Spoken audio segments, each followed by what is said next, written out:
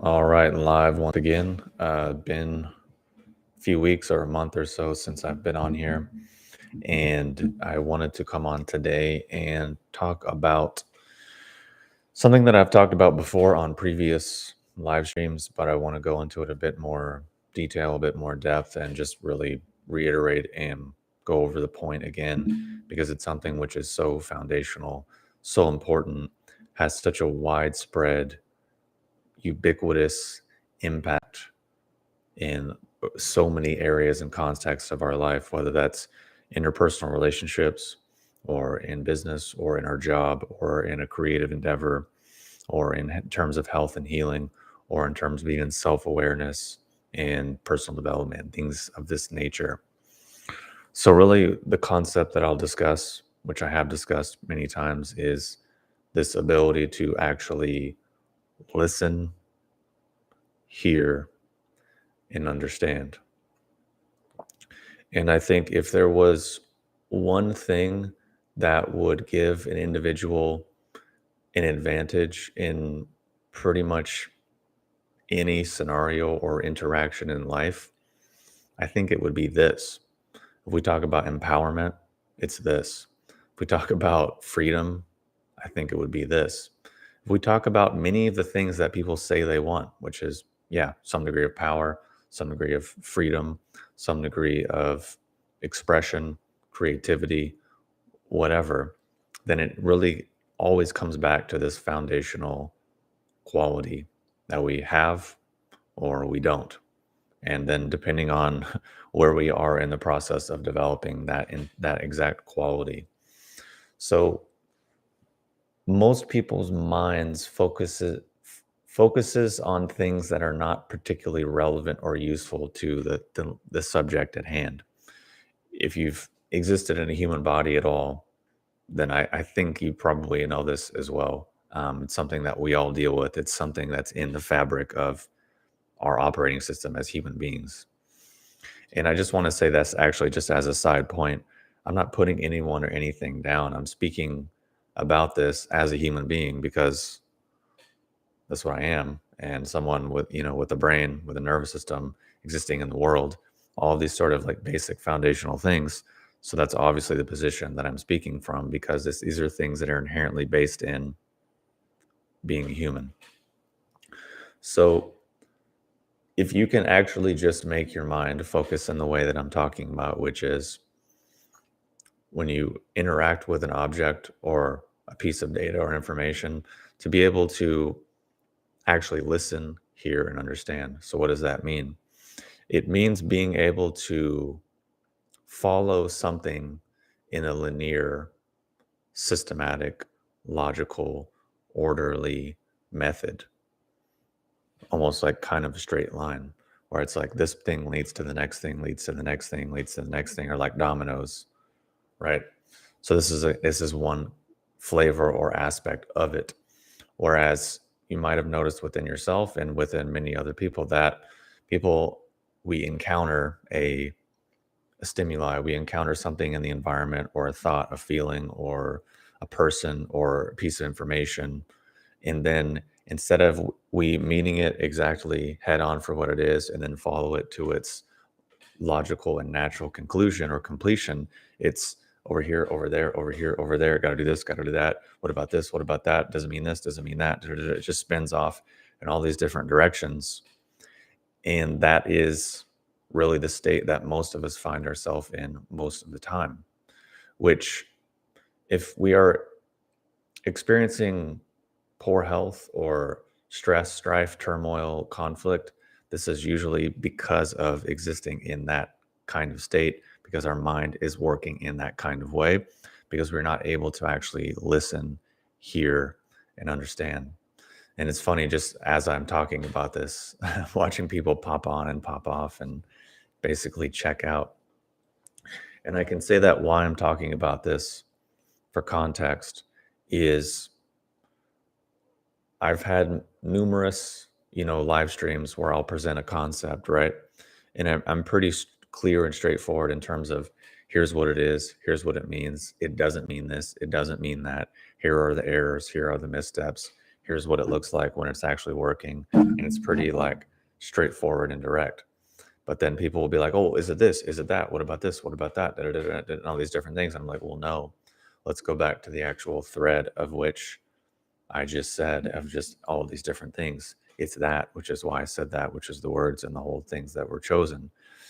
So there's that. And then I can think of another example where when I was talking about like lengthening um, that whole video, right? And I spent hours saying multiple times, it's not an action, it's not a method, it's not A, B, C, and D. It is literally only this. And then I got a dozen questions being like, well, how do I do it? What's the method? Can you tell me the thing? Or people being like, oh, I did the pulling or the stretching or this different thing you taught in the video. And I'm like, well, I didn't say that. And I said it was not those things. I said it was the opposite of those things. And I can remember I was on a podcast once and I spent 90 minutes saying how, as an example, the e-ginging process was not a series of exercises. It was not an action. It was a process of internal development that person went through. And then I spent an hour and a half talking about this, right? And then still the people on the podcast were like, oh, yeah, I do the e-ginging exercises. And actually, I injured my back doing those because I overstretched and did this crazy posture. I'm like, I literally just spent 90 minutes saying that it's not exercises. It's da, da, da, da, da. I'm saying it's not all of these things. It's actually just this thing that I spent 90 minutes trying to define. And then still they're like, oh, yeah, I did the exercises and I did it. I'm like, so you're not hearing what I'm saying at all. And the results you're manifested are demonstrating what I'm saying to be true because you've been doing it and you don't have anything to show for it other than injury and pain and not developing any of the things that should have been developing. So then it's like, okay, well, even after 90 minutes. So this is, and I can keep going on with examples. And I'm sure anyone listening can think of examples in their own life in terms of interpersonal relationships. So we break it down to what causes conflict is a person says something or maybe does something, right? And then basically the other person's like, well, no, no, no, I'm mad or I'm upset because you did this or said this. And you're like, well, no, no, no, I never said those things. I never said those words. I never meant, hinted at, or implied any of those things. So I just think even on an interpersonal level in a very mundane way, like this concept can create or avoid a lot of conflict and a lot of misunderstanding. And people talk about, empathy, talk about compassion, they talk about connection. If you don't have understanding, then I personally don't think you can have those things. Because if you're not doing it accurately and you don't actually understand the other person or the other situation, how can you really empathize with it? Or how can you have compassion for it? Or how can you offer any kind of meaningful solution or anything? Or how can you be connected if you don't understand? To me, this is the foundational piece.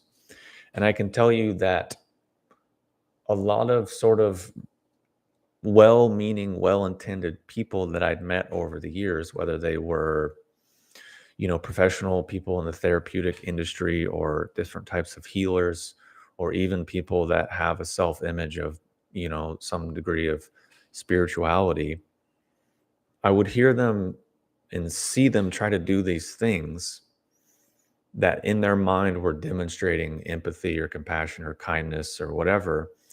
And then I'm thinking like, uh, but then I'm listening to what they're saying. I'm like, you don't even hear or understand like where I'm coming from or what I'm saying or what I'm coming across or what I went through or any of those things. So then what you're coming at is like, it just doesn't really match. It doesn't really line up. So I think in our modern world, we miss a lot of the foundational pieces, right? And I can say just as an example of this, if I come on and talk about qualities where, oh, I release A, B, and C, like the lengthening thing that I was talking about, if I come on and start talking about end results and qualities, then what our mind naturally does, all of us, myself included, everyone, it's just our natural tendency, unless we've trained otherwise, is to go, oh, this must be the important part. So when people hear about any type of virtuous, nice things, or being a good person, or any type of spiritual ideals or concepts, they again assume and fixate, oh, it must be because of this. So the solution is to just be nice or be kind or have empathy or try to be a virtuous, great person. But it's like, well, of course, yes, that's a great positive intention. Absolutely. You cannot fault that. And I mean, well, you kind of could, but I'm saying realistically, like, yes, that's where we should be oriented. But the important stuff that enables that to actually occur naturally isn't addressed, isn't acknowledged, isn't illustrated, isn't mentioned, isn't focused on. But that's the important part. It's kind of like the iceberg, you see the little top piece, but like really what's underneath and what's giving it the substance. But we focus on the top part. Oh, that's the important part. Well, no, that's just the end result or a side effect or byproduct of a lot of other processes. And I know this and I see this to be true because of the tons of people that reached out to me like, oh, can you teach me, show me the lengthening, or I did the lengthening. And I'm like, well, okay, then like, how do I do it? And I explain how you actually do it. And it's just like, oh no, nah, that can't be accurate, or that can't be true. Or no, I think that's wrong. It's like, well, wait, I did it, I showed it, I demonstrated, I talked about it, and you reached out to me to show you, but then me telling you how to do it is somehow now I'm wrong. But the fact is, I'm like, okay, well, this is the side effect of all of these other things, which is, it's fair to say that maybe you don't want to invest the time and the energy, the effort, the dedication, the discipline, the focus to do it. That's completely fair. I completely respect that because I think you have to be something has to be kind of wrong with you to really pursue internal arts and internal training to a meaningful degree. It's just kind of funny, which is why there's so many weird, eccentric characters in the space in modern times and historically. So it goes back to this ability to actually listen and interface with information in a in an accurate, meaningful way. So I can easily talk about all the ways in which it goes wrong and the ways in which it goes sideways. And my life has plenty of those examples based on my own misunderstanding and misapprehension of situations. But even actually, if I were to apply this principle even to something like trauma or negative um, emotional states, right? The same thing could actually be true because typically what happens is, barring the legitimately horrible things that people do experience, or injuries, or legitimate just crazy events, barring those things aside, a lot of what tends to happen is we focus on maybe the wrong elements of a situation or an event or a memory or a time period, and we ignore a bunch of other things because of maybe we have a certain leaning, right? So just as an example, maybe we look back at a relationship or a period of time, we could say, oh, well, no one supported me, or I was on my own, or people were mean, or we have some kind of negative outlook, right? But then that could actually be very well be true, of course. It could also be true that we're ignoring and missing all the times that maybe people were reaching out to us, or maybe they were supportive, or maybe they were kind, and we just don't see it, or we just didn't acknowledge it, or we just weren't open or receptive to it. So then that arrives at a position where actually there's maybe truth to what we're repeatedly, habitually telling ourselves, but in reality, it's quite inaccurate. And it's only habitually repeating itself because we don't understand the situation in actually a more accurate, wider scale, because we're focusing on one piece over the rest, meaning we're not able to actually listen, we're not able to hear, we're not able to understand. Because if we could actually listen to that scenario or that time period accurately, we could see that, oh yeah, over here there were these negative things, but actually there was a bunch of these other like maybe good things or positive things or opportunities that we just didn't see or we didn't realize or we weren't open to because we weren't actually listening. We didn't have that actual quality within ourselves. And this really ties into even deeper components because why we can't listen as human beings is typically our personality, which on one hand is useful and we need it because it's how we can interact with the world and know self versus other and orientant and all these different things. But actually, at a certain point, it becomes a prison in and of itself. Obviously, relatively depending on how that personality is constructed. If it's like an amazing, positive, wonderful personality, which maybe those exist, maybe there are people like that, then great, it can be very useful. But for a lot of people, it's kind of a jagged, dysfunctional kind of thing that maybe isn't the most efficient and effective thing. Then, of course, maybe there is some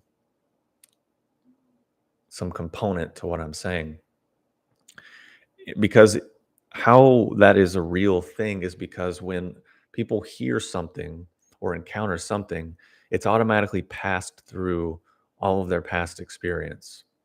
And then usually what happens is pattern recognition on fucking stilts and steroids and jet fuel. Is like, oh, there's this rice grain of this thing here, which reminds me of all these other things. So then you just fill in all these gaps, which people within the new age or spiritual world take this to the nth degree and think it's actually and think it's like a virtue.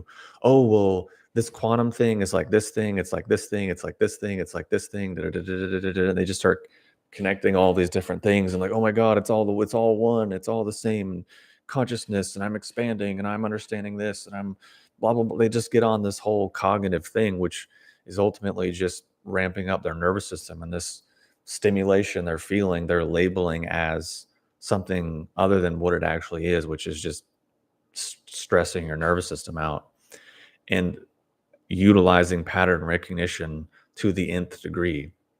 So then what happens is they just, again, that's a prison. They just end up in this homogenized world where it's all this sameness. And then you have a person like me comes along who's like, no, there's differences. No, there's parameters. No, there's boundaries. No, there's discernment. No, there's all these differences and all these different things.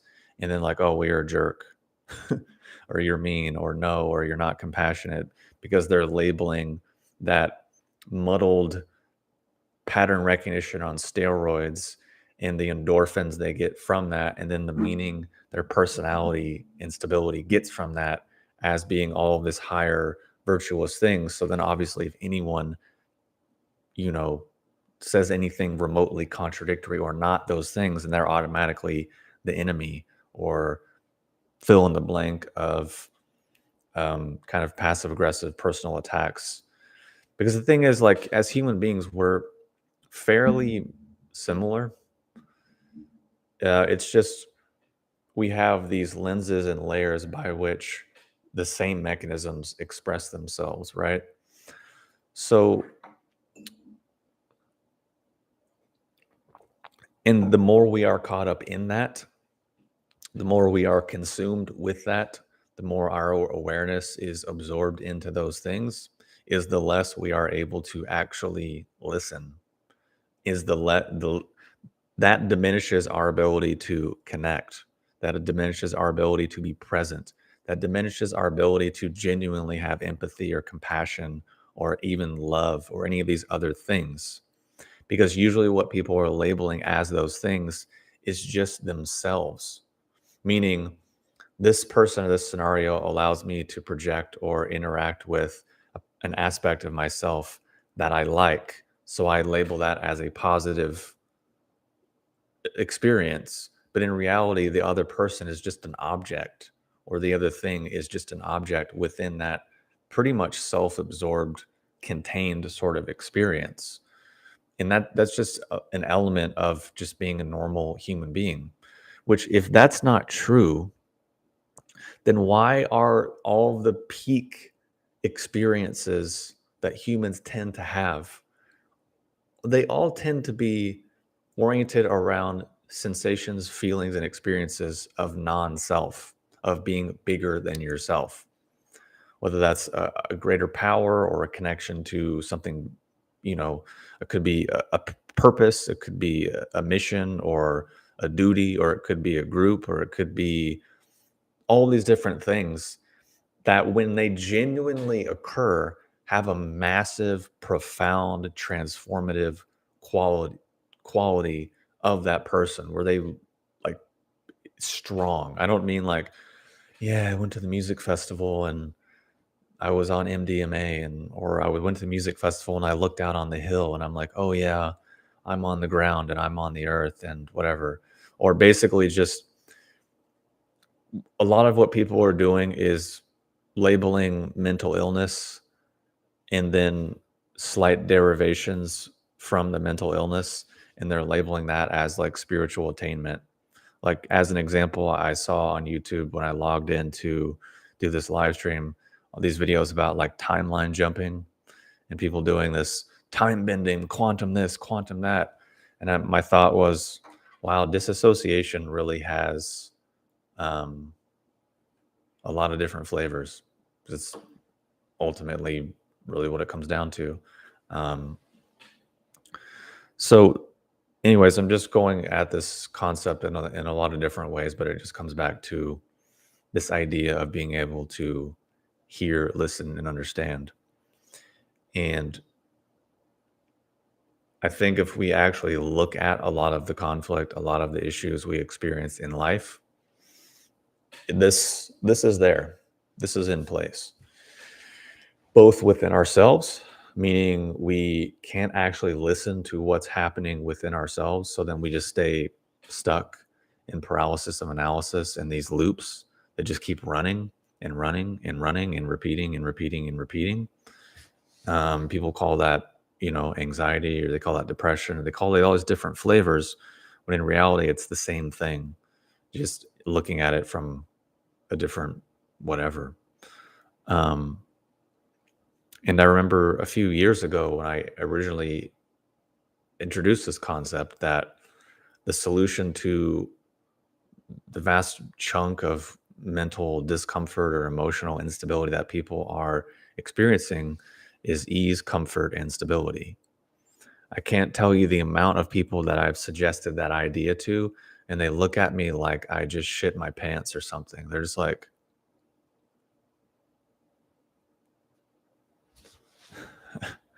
so Which really what I also realized is it is actually better to be and easier to just be a bit conformist and just to operate within the limited parameters of whatever uh, cognitive or intellectual framework someone's in. Like if you meet a new ager or a spiritual person that's really into the like Hay House, Abraham Hicks, Wayne Dyer sort of worldview, Greg Braden kind of shit, all you really have to do is just speak in those kinds of parlance and that sort of linguistic framework. And because they can't listen and they can't hear, and they're so like Pavlov's dogs, just salivating at the mention of these different concepts, in their mind, they're like, oh my God, we're so connected. We have so much in common. There's so much synchronicity. There's all these cosmic things. It's like, no, I just say the Pavlovian phrases that make you emotionally masturbate yourself, and then you label that as connection or familiarity or all these different concepts only because it allows you to project this part of yourself and sort of like masturbate this part of yourself that you've labeled as higher than, better than, holier than, spiritual than, conscious than all the other parts of yourself that maybe you don't want to deal with, or you don't want to look at, or you don't like, or you don't want to emphasize, you don't want to interact with. That's in reality what's occurring a lot of the time. And if that's the thing is, like, this is kind of obviously true because the same people that will buy into all these things will also say, oh, but we're not these things. We're not the concepts. We're not the words. We're not the whatever. We're something bigger. We're something greater. We're something wider. We're something, non-physical. We're all these different things. And it's like, how are you ever going to even remotely, in any way, shape, or form, even hope to approximate that if you're completely absorbed and bound to the exact opposite parameters in the exact opposite mechanics of the thing which you just defined, which again goes back to listening, goes back to being able to actually listen, hear, and understand things. So just imagine you're a person who has this already kind of contradictory, dysfunctional, like mental model going on.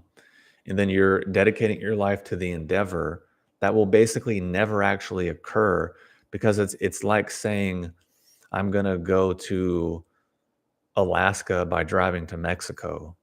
It's like, or I'm going to learn to be a concert pianist by um, I don't know, getting a manicure. I'm going to get a manicure and a pedicure every week for the next 20 years. And that will make me the best concert pianist on the planet. It's like,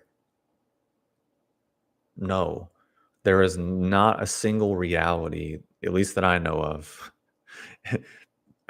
in which those things will actually occur. Just like if I go out in my balcony right now and I drop my coffee cup off of the floor, there's not a reality that I'm aware of in which that coffee cup will not hit the ground. And if there is one, hypothetically, possibly, maybe, it doesn't make a difference because I don't live there. Because every single day, if I go outside and drop it, it's going to break. So that means if I want to keep my coffee cup, then I shouldn't do the thing. And that's just having a brain. So what I'm saying is, if you're going to have this sort of disjointed, chaotic, dysfunctional, contradictory paradigm, but then you're going to say it's going to lead you to a result that it will, by definition, never do. It's the same thing as going outside, or it's the same thing as going outside when it's pouring rain, being like, no, I'm not going to get wet. My vibe's too good. I listened to 17 Greg Braden lectures and my heart is open because it's the largest magnetic resonance field in the body and it transcends time and space and it connects out to the ethers and it connects out with planets and planets are connecting with me. And I listen to Abraham Hicks and I set my highest intention and my highest good and I visualize and I'm, operating my peak performance, chasing my bliss. I'm not going to get wet. I think you will. I think because sure, all those things have their place and are cool and fun and interesting, but also we live in a world that operates under certain principles, certain mechanics. And what are traditions and religions the vast majority of the time? People that studied the actual mechanics and cause and effect relationships that we live within and figured out how to achieve A, B, and C under these certain kinds of conditions. So if you want to imagine a hypothetical world that is not existing within the conditions that we actually live in, then by all means go for it. It's your free right as an adult to choose to do so. But that doesn't change everything else in the world. So yeah, hopefully this is kind of driving the point home. I'm trying to just come at it from a lot of different angles, talk about the importance of listening, being able to actually listen, being able to actually hear, being able to actually understand. And I can tell you if I as an example, if I go back and look at when a point in my life where I felt as though I was really stupid, which for most of my life I think I was, or at least I had so many head and brain injuries that my brain just didn't work or was all scrambled and it just was dysfunctional, that I just couldn't really do it. School was a struggle. I Learning things was a struggle. Speaking was a struggle. All these different things were not very, were not the way that they are now, let's say, right? So I can tell you a clear turning point that I recall specifically when I was just getting into college. It was, I think, my first year in college, and actually, I was so dumb that I was on academic suspension for a semester because my grades were like not good, and it was basically academic suspension for a semester, and then if you come back and your grades don't improve, then you get kicked out. That's pretty much where I was at. So I took that semester off and actually just tried to make myself smarter, um, and focused on things that I was actually interested in, which is another piece of it. But the biggest thing that I took away and the biggest thing that made a difference was being able to listen. So what I mean by that is when I encountered information or a point of view or a subject, whether it was psychology or sociology or economics or music or philosophy, or computer stuff or whatever it was that I was studying at that time, both in school and just on my own for fun because I was working at a library. What made the difference was that I looked at it as if each one was its own sort of like room or environment. And that room or environment had its own set of assumptions and beliefs, and you could call them axioms or assumptions, or basically just nuts and bolts, right? Which on the surface of a subject, you're looking at it, it's like kind of seeing the forest for the trees kind of a deal, where you're looking at it, you're like, oh my God, it's this, it's that, da, da, da, da, all these different things, right? And that's confusion. So then when I would encounter it, I would just say something about how do I break this down back to these core underlying elements that are informing and allowing this thing to be what it is. And then once I did that, almost all of those subjects became very easy in a way because I realized that they were just variations on certain basic themes or concepts. And I can remember this explicitly because I viewed myself as so dumb that I was like, well, I'm not really going to believe or trust what I think because maybe I think or believe that I am right about this, but let me go see. So I can remember a clear experience of, I think it was like a sociology, like 301 kind of class or something like that, that I never went to because it was early in the morning and I was, again, kind of a stupid, broke college student. And I didn't really feel like waking up early. So I would always show up late or not at all. And I remember one time I showed up and I was listening to the lecture and I just interjected some thoughts and comments about it. And the teacher was basically thinking that I was like a graduate level student that was just sort of popping in to um, whatever, audit the class or whatever. And I was like, oh no, I'm in this class. I just never come and I've not read the book because I think it's boring. But my point is that I was able to interject with the subject in the lecture, knowing nothing about it, not reading or not keeping up with any of it in such a way that to him it was like, oh, this person must be already at a higher level of understanding the subject and gone through it because of the way in which they're able to communicate about it. And I'm thinking like, actually, no, I'm just here trying to test my running heuristic or hypothesis about trying to not be so dumb. And then I was like, well, this was a result that came. So cool. Maybe I'm onto something. And they ended up kind of becoming friends with some of my philosophy teachers, and psychology teachers and even music teachers, because I was able to just leap ahead and kind of speak about and understand these subjects from a different way that previous two were extremely difficult for me to even try to comprehend, which is why I had terrible grades. Also, I just wasn't really interested or engaged and didn't care. It's another factor as well. So, and I can remember another example where I gave a presentation in some kind of, I think it was like an Asian philosophy or Chinese philosophy class.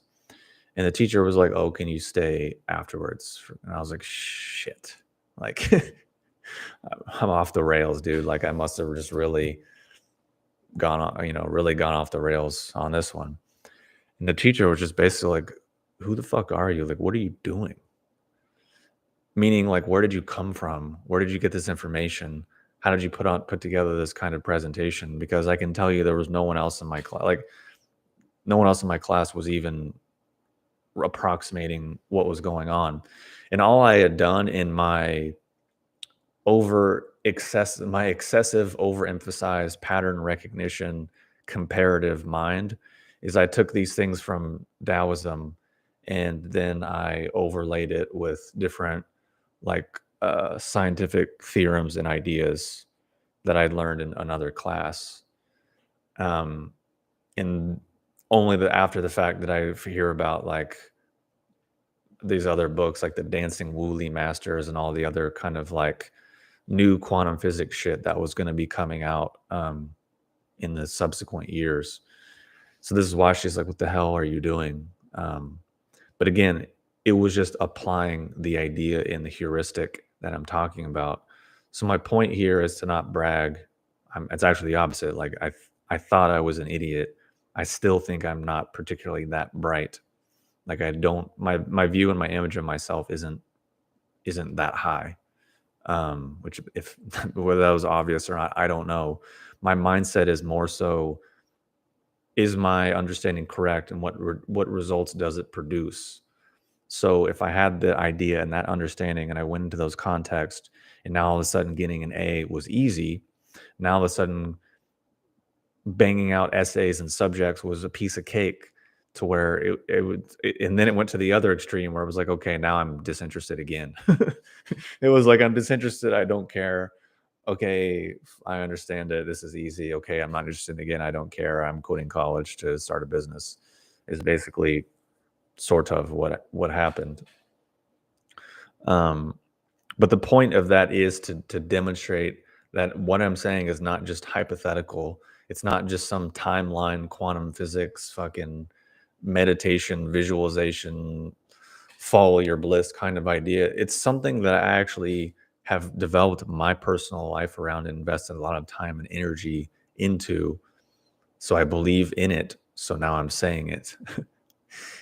And I guess to some people that is a negative trait, which is weird. Because over the years, people are like, "You're a fucking narcissist.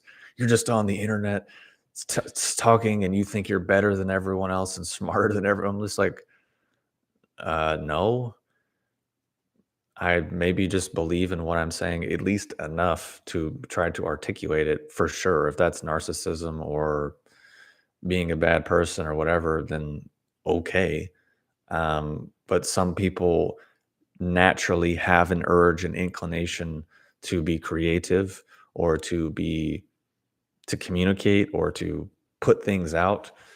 Because prior to YouTube, I did a lot of music, wrote a lot of poetry, wrote a lot of words, played a lot of guitar, and that was a creative outlet.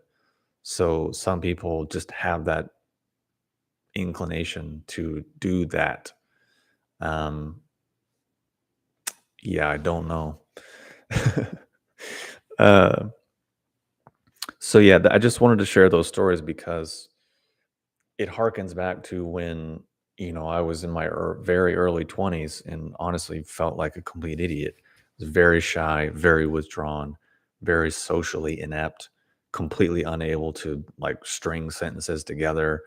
Doing any type of scholastic thing was an absolute struggle, nightmare, that I just didn't want to do and just wasn't very good at it. And it just was like, oh no. So I can relate and empathize with those states intimately because I've been there. I can also empathize with not wanting to be alive, with wanting to be like, maybe I should just kill myself. Maybe I should just end things. There's no point. Just like the depths of hopelessness, the depths of not wanting to exist. I can speak to those to a great manner of detail and intimacy as well, because I spent a decent chunk of my previous earlier life in those states. So I'm very familiar.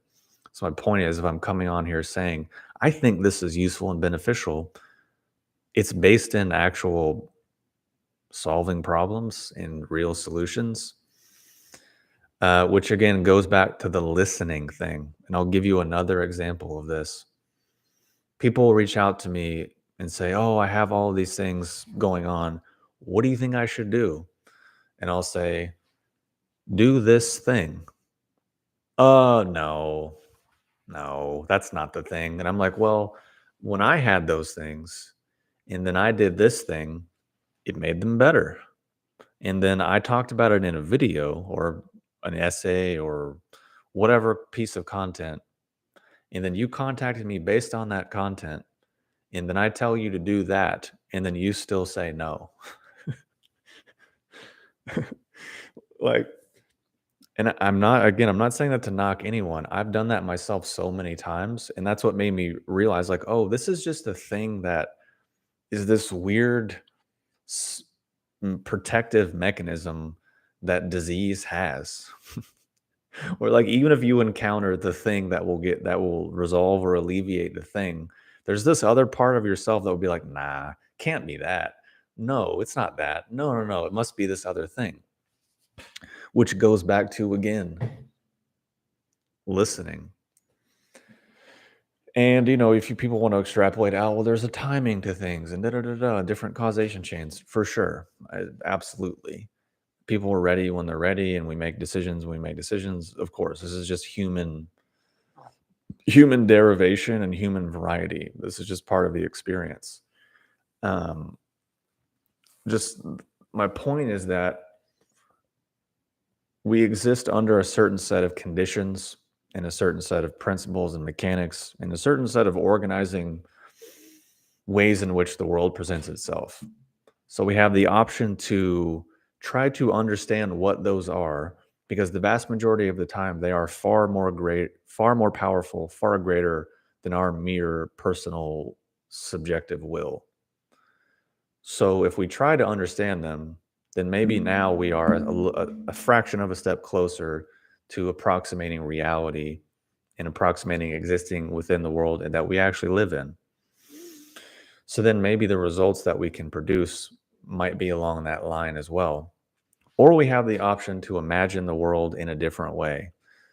When we can go down the new age, modern, delusional, disembodied thing of, you're responsible for everything and you're not a victim and you're a creator and you're all these things. And it's like, yes, that is true to the extent that we make the decision that I just talked about. Depending on which decision and which path we take, we will create a certain life for ourselves, not because of anything magical or mystical or otherworldly or special, but because we exist in a world that operates under certain conditions and mechanisms. And it's just like, if I go outside when it's pouring rain, I'll get wet. If I don't go outside when it's pouring rain, I probably won't get wet unless I go get in the shower. But let's say it's pouring rain and I go outside, but I wear protective rain gear, then okay, now I'm a step, now I'm in a different direction. So it's like we all know these things to be true, but yet when we exist in such a disembodied, abstract mental way that we think, oh, no, no, the world is a different way and I can imagine in a certain way and I can do all these things because all these well intended authors, people making all of this money, are saying all these different things. Okay, sure. And I can just say, even from like personal experience, people will say things, ask me certain questions, and I'm like, sorry, I can't speak to that because I don't exist in that hypothetical world that you are existing in. So if you want to ask something based in the actual real world or in a meaningful, legitimate context, then I'll be happy to share my opinion. But this hypothetical, imaginative world, I'm not there. I'm not there with you. Like no one is there with us in our masturbation station up here, is ultimately what it comes down to. That's just us, just alone in this self-absorbed, neurotic, narcissistic thing. And it's odd that someone would call me a narcissist for trying to lead people out of that. It's like, uh, it's like it's trying to tell people to listen and understand things more accurately is somehow, yeah. But anyways, I'm not really gonna dwell upon that. So, anyways, this is just the idea of listening. I think I've tried to come at it in a lot of different ways and provide personal things. So ultimately, all I can do is the best that I can try to do, and people will misappropriate it and misunderstand it, however they like to do. Um, that's just human human variety, and it just go back to being able to listen. So yeah, if there's no questions or anything, then I'll probably dip off because I've just been circling the toilet bowl for the last however long. Um,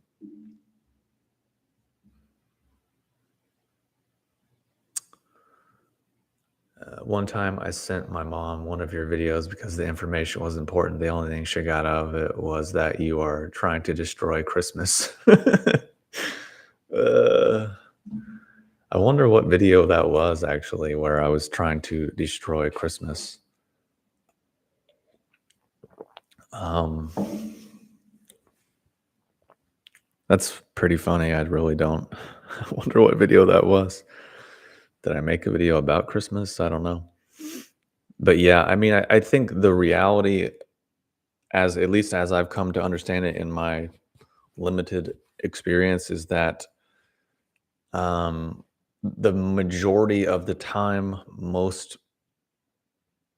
a lot of people would prefer a lie over the truth, um, which that's a kind of a nuanced thing, because you could take that to the nth degree and just end up in solipsism and pure pessimism because you're like, oh, I'm gonna die. It's all gonna end. So what's the point? Like, obviously, if you take that idea to a certain kind of extreme, then yes.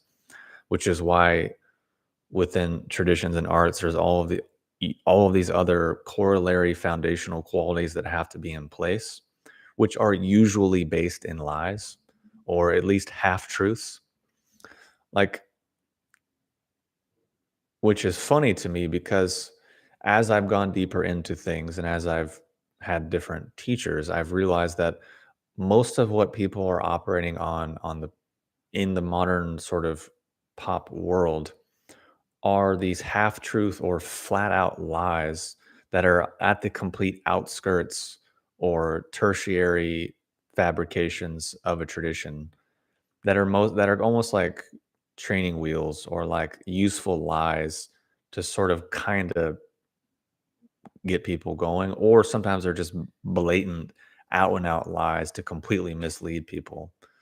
That's another level of discernment and just quagmire that. So then that's where people are operating from and then acting as if it's some treasure or some hidden or some special thing. And I'm just sitting there like, whoa, if they only really knew. But then if you try to derive, derive from or move away from that, now you're encountering like a whole other negative animal. And I see this online every day when I look at people, teachers that are exponentially, infinitely more skilled than myself. And then I see the things that they put out, and then I see the comments and the ways in which people react to and interpret what they're saying.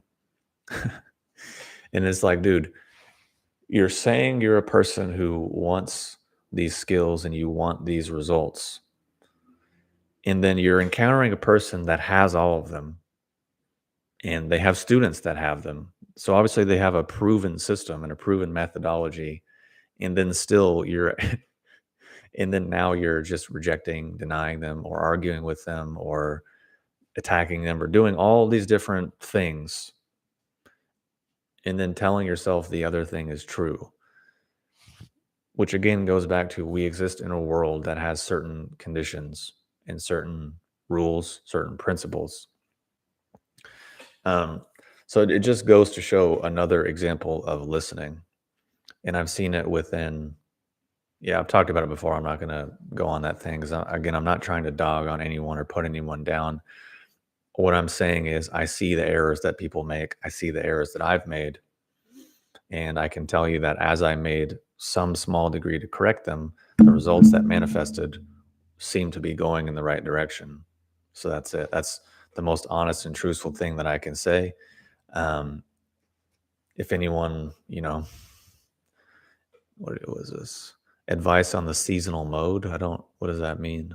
Um, is that where I was trying to destroy Christmas or something? I don't really remember. Uh,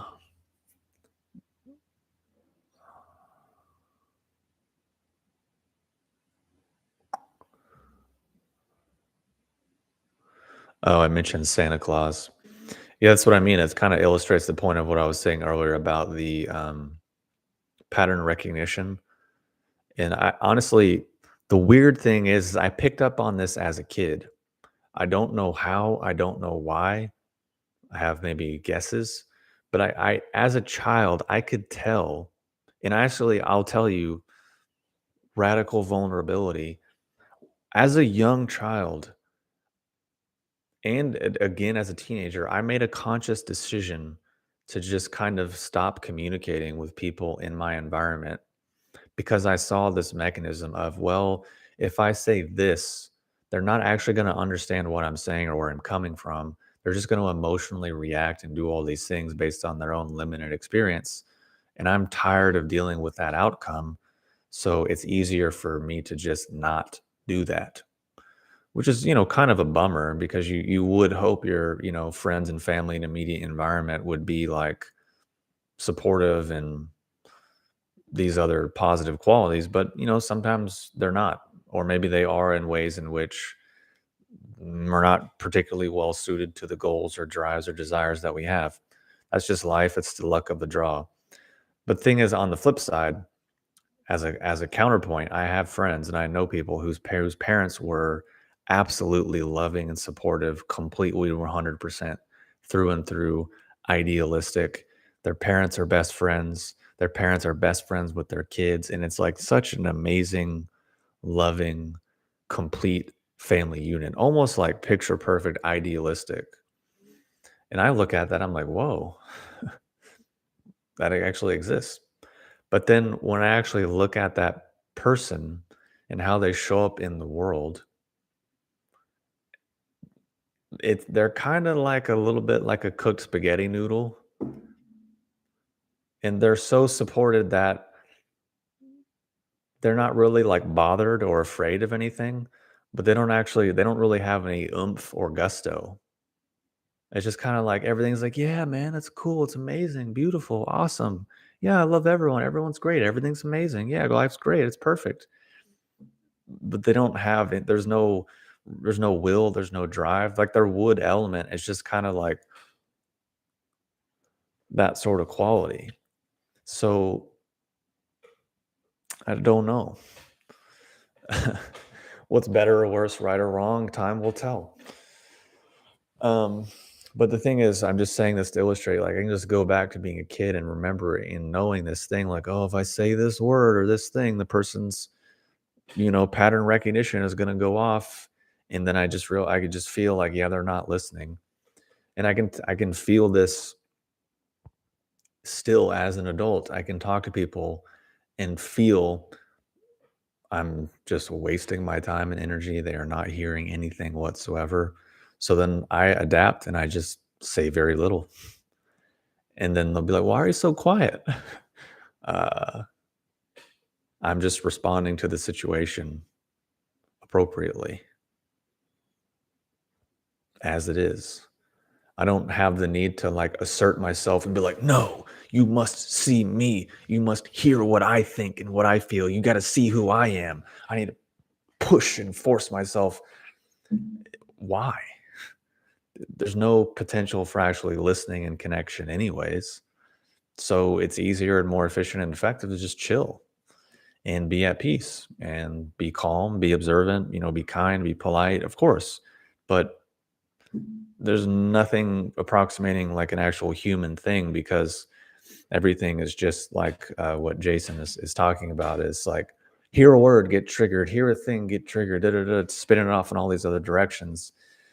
And it's just like, no, it's just not particularly that interesting or appealing as a thing. But my point is that we all do this to varying degrees because it is part of human nature. It's built into the fabric of our operating system. And this has effects. It has effects that I've been talking about for the last hour. And I think it causes a lot of problems. And I think it also greatly undermines our ability to, uh, greatly undermines your ability to enjoy life. Because when you're not able to actually listen, you have to just constantly create stimulation for yourself. Or you really, really love TV and you really love movies and you really love music. Why? Because it's stimulating. What does it stimulate? This feeling, that feeling, this feeling, that feeling, this feeling, that feeling, this reaction, that reaction. What is that based in? Memories, past experiences, which is why certain songs remind you of certain people at certain times and all these different powerful emotional things that people need because they can't listen. Because they can't listen, they have to be constantly sort of agitated or constantly kind of reacting to something, constantly sort of not at ease. And then that's their foundational state. And they're like, man, I can't sleep. Man, I'm anxious. Man, I'm depressed. Man, I have all these problems. It's like, well, you're fundamentally emotionally and chemically disturbed and stimulated pretty much all the time. So, what do you think the side effect of that is? Um, so, it's just another aspect to listening, which is funny. And I've talked about in previous live streams. People like, oh, what music do you like? And I'm like, I don't really like music. I used to love it. Like it used to be my life. Used to be super creative, super into it. My music collection was fucking massive. I mean, especially when I worked at a library, I'd be like checking out CDs all the time from so many different genres, from so many different time periods, from so many different cultures, and da da da. Just learning about it, just going so deep into it. And then if I say like, yeah, I don't really like music, people are like, oh, this guy's a loser. Oh, he needs a girlfriend. Oh, he needs to get a life. Oh, he's boring. And it's like, really? So let me clarify this point because people might have noticed that I'll often say, oh, well, this person said this or this person said that. Why do I do that? Well, why I do it is because number one, usually what they're saying isn't really even true. And they're saying it because they don't actually understand what I'm saying or where I'm coming from. Thirdly, it's because let's say we're operating within a context of meditation or spirituality or personal growth or development. That's the context, right? Meaning, if you're showing up to a conversation, to a YouTube channel, to a person who's dedicated 15 years to talking about these subjects, the assumption would be that you would have an interest in the outcomes that those subjects would provide. Otherwise, why would you do it? It's like if I went to a football game an American football game. Apologies to my international people, American football, and I was like, "Oh my god, these guys are just hitting each other." Ugh. It's like, yeah, dude, that's what it is. Oh my god. these people need therapy, they need help. No, it's football. The assumption is if you're here, it's because you're interested in this thing and these are the outcomes. So if you're saying that the 80,000 to 100,000 million people that are there, they're all wrong and somehow it's like this is all twisted and backwards. So the assumption is that if people were showing up to a live stream by a person who's been talking about the subject for 15 years, then they would then be interested in the outcomes that those things then provide. So then if I demonstrate or speak about those exact results, and then that person's response is, "Oh, I'm an idiot," or I'm boring, or I need a girlfriend, or I'm a loser, or all these different things. It's like, I'm speaking about the results and the fruits and the manifestations of the things in which you're kind of saying that you're interested in or you want because of the mere fact that you're here and you're participating. But then me talking about it is somehow also negative. But then you're saying you have all these emotional problems or mental illness and emotional imbalances. And I'm describing being calm, being at ease, feeling peaceful and serene, so much so that you don't actually really want or require stimulation. But that means that's a negative thing. And I'm the jerk in the situation. Like, I encounter these things and it's so confusing because I'm just like, what? Um, so yeah, it's like, okay, you got to go back to the drawing board on this one. So this is why I will refer to these stories because they illustrate and demonstrate certain points. If I'm talking about listening and I'm saying, oh yeah, here's a bunch of stories completely doing it, it's to illustrate a point.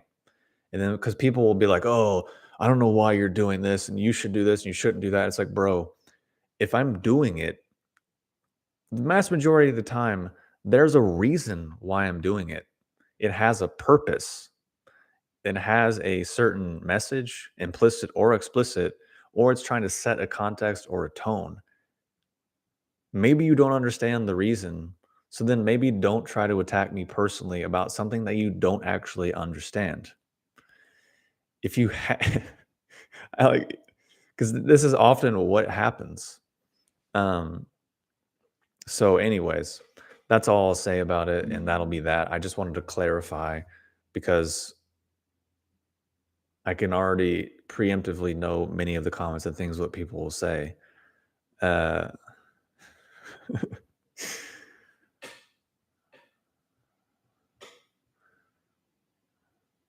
which again goes back to listening. Because yeah, like you're saying, certain people just like can't be reached.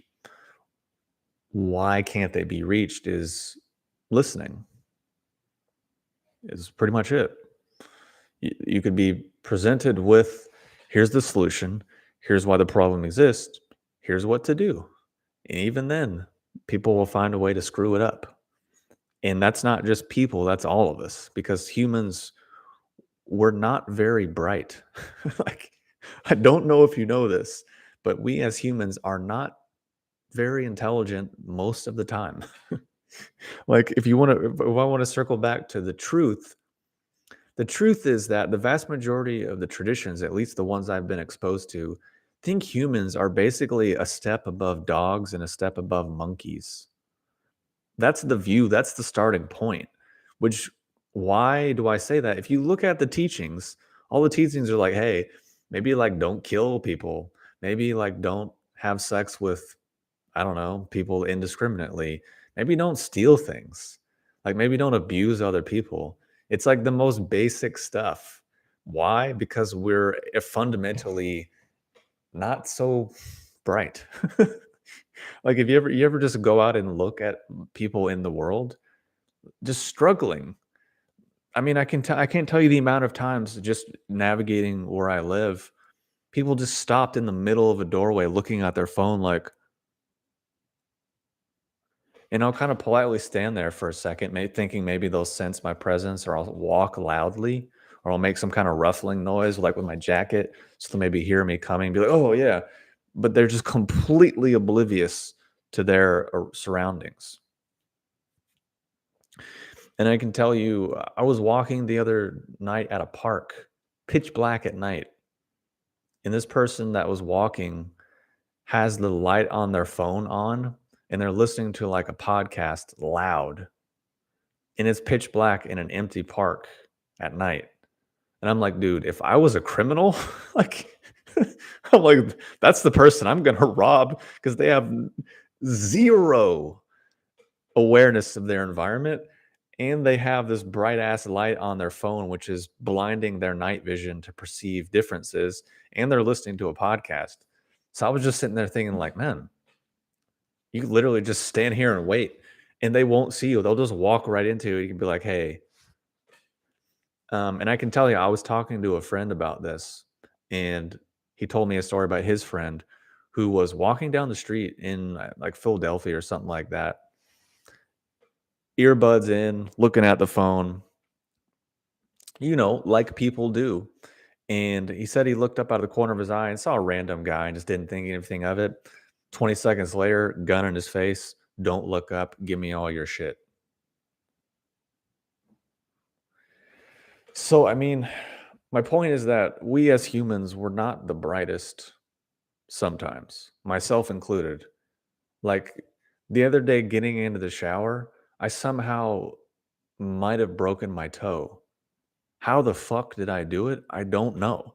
I took a step and then somehow banged my foot into the top of the like shower thing, and like my toe is kind of black and purple now.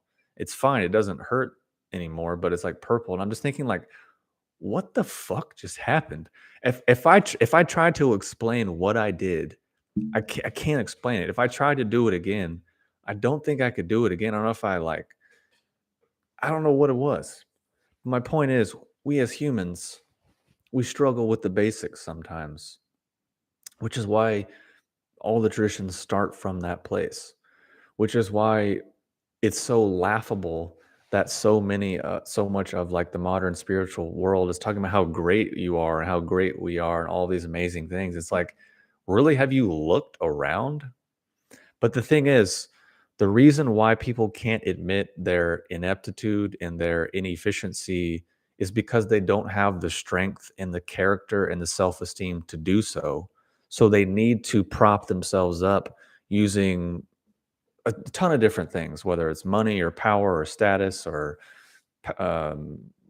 spirituality or any way in which a human can get some degree of power or status or whatever. We'll do it to try to make ourselves feel better, which is cool. That's just where people are, and unfortunately, a lot of people have very low kind of self-worth and fabric, where like the slightest implication they might be wrong just crumbles their entire worldview.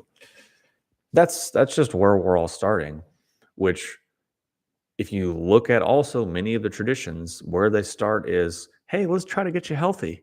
Like, hey, bud, let's try to make you strong and balanced and normal so that you can maybe then step into the arena of starting to deal with and acknowledge many of the uncomfortable truths about yourself and about the world so that you can then have the strength, the fabric, and the wherewithal to try to navigate it, to try to do something with it. But then the thing is like within these worlds, they demonize the exact people or processes or qualities that would actually lead to it. So, for example, earlier I was talking about how I'm saying, yeah, I don't care about music and movies and all these things. People are like, oh my God, you're boring. You need a girlfriend. You're a loser. You need to get a life. There you go.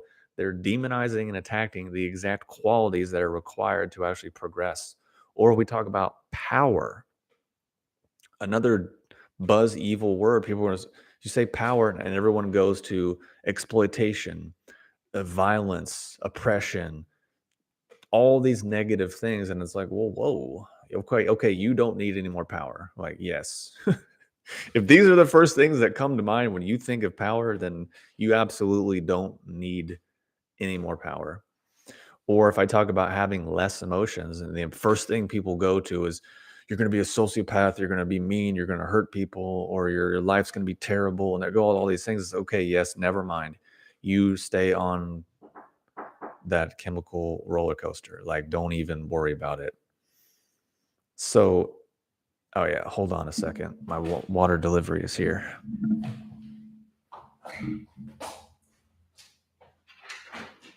Hey, what's up, man? Let me grab my empty for you real quick. I'll just do it. Yeah.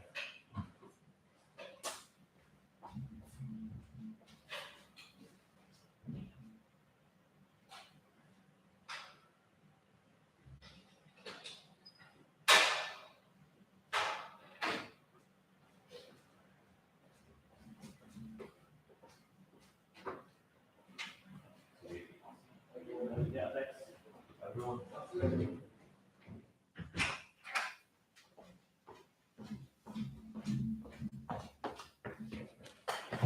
Okay, sorry about that. I forgot today was water delivery. Forgot to leave my empty jugs out there.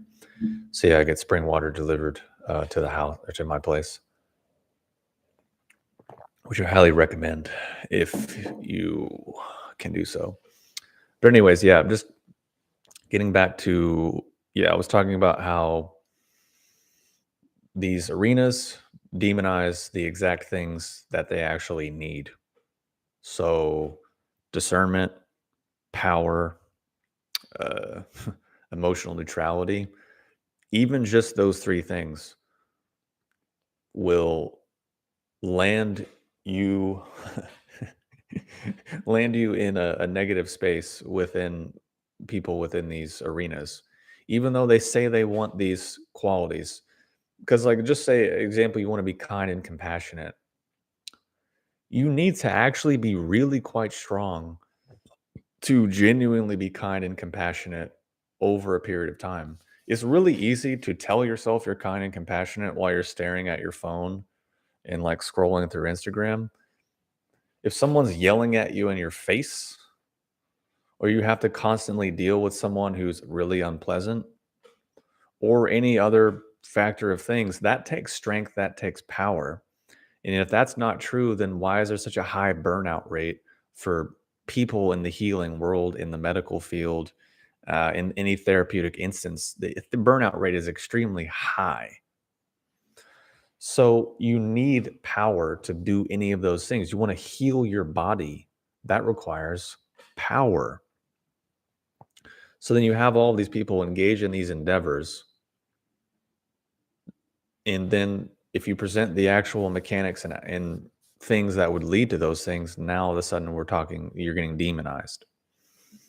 So it's again another example of being able to listen and really actually hear and understand.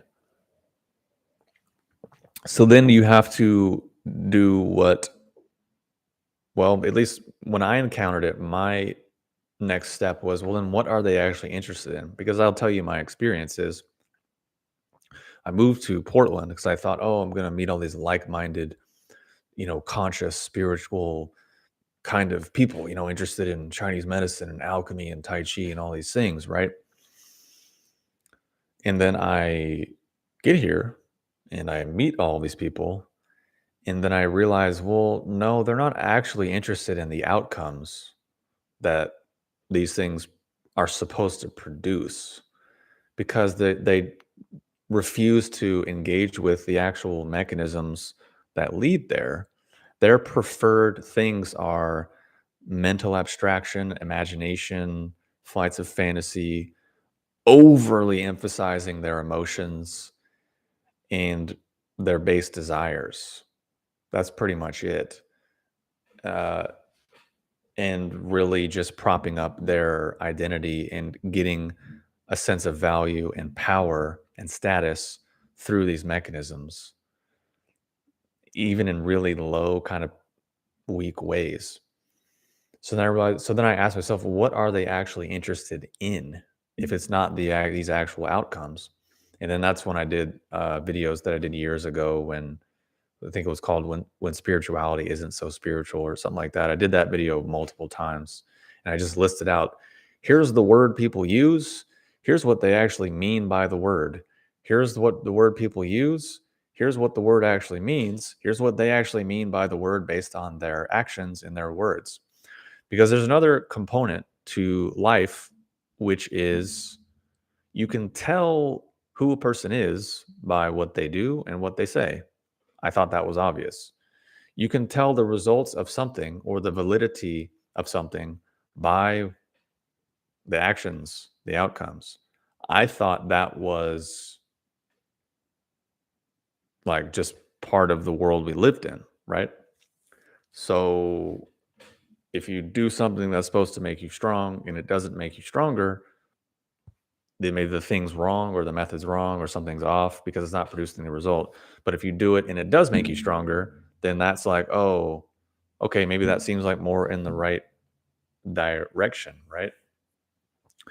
So I thought that that was just sort of obvious. Apparently it wasn't, because I can tell you I've had hundreds of experiences where some person says and does these things, and then I would say, well, it sounds like it's just this. And they would be like, no, that's not right. And I'm like, well, your literal actions and your literal words completely perfectly match the definition of what I just said.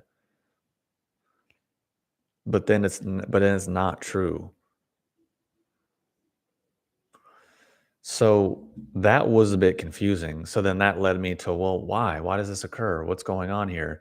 Which then led to, oh, people can't really listen. People have these different ulterior motives or these different forms of intention that are guiding them that maybe they don't know about, which is true for all of us, which is meaning if we're wanting to develop or change or grow or anything, that's really where we need to be focusing, which is, again, coming back to being able to listen.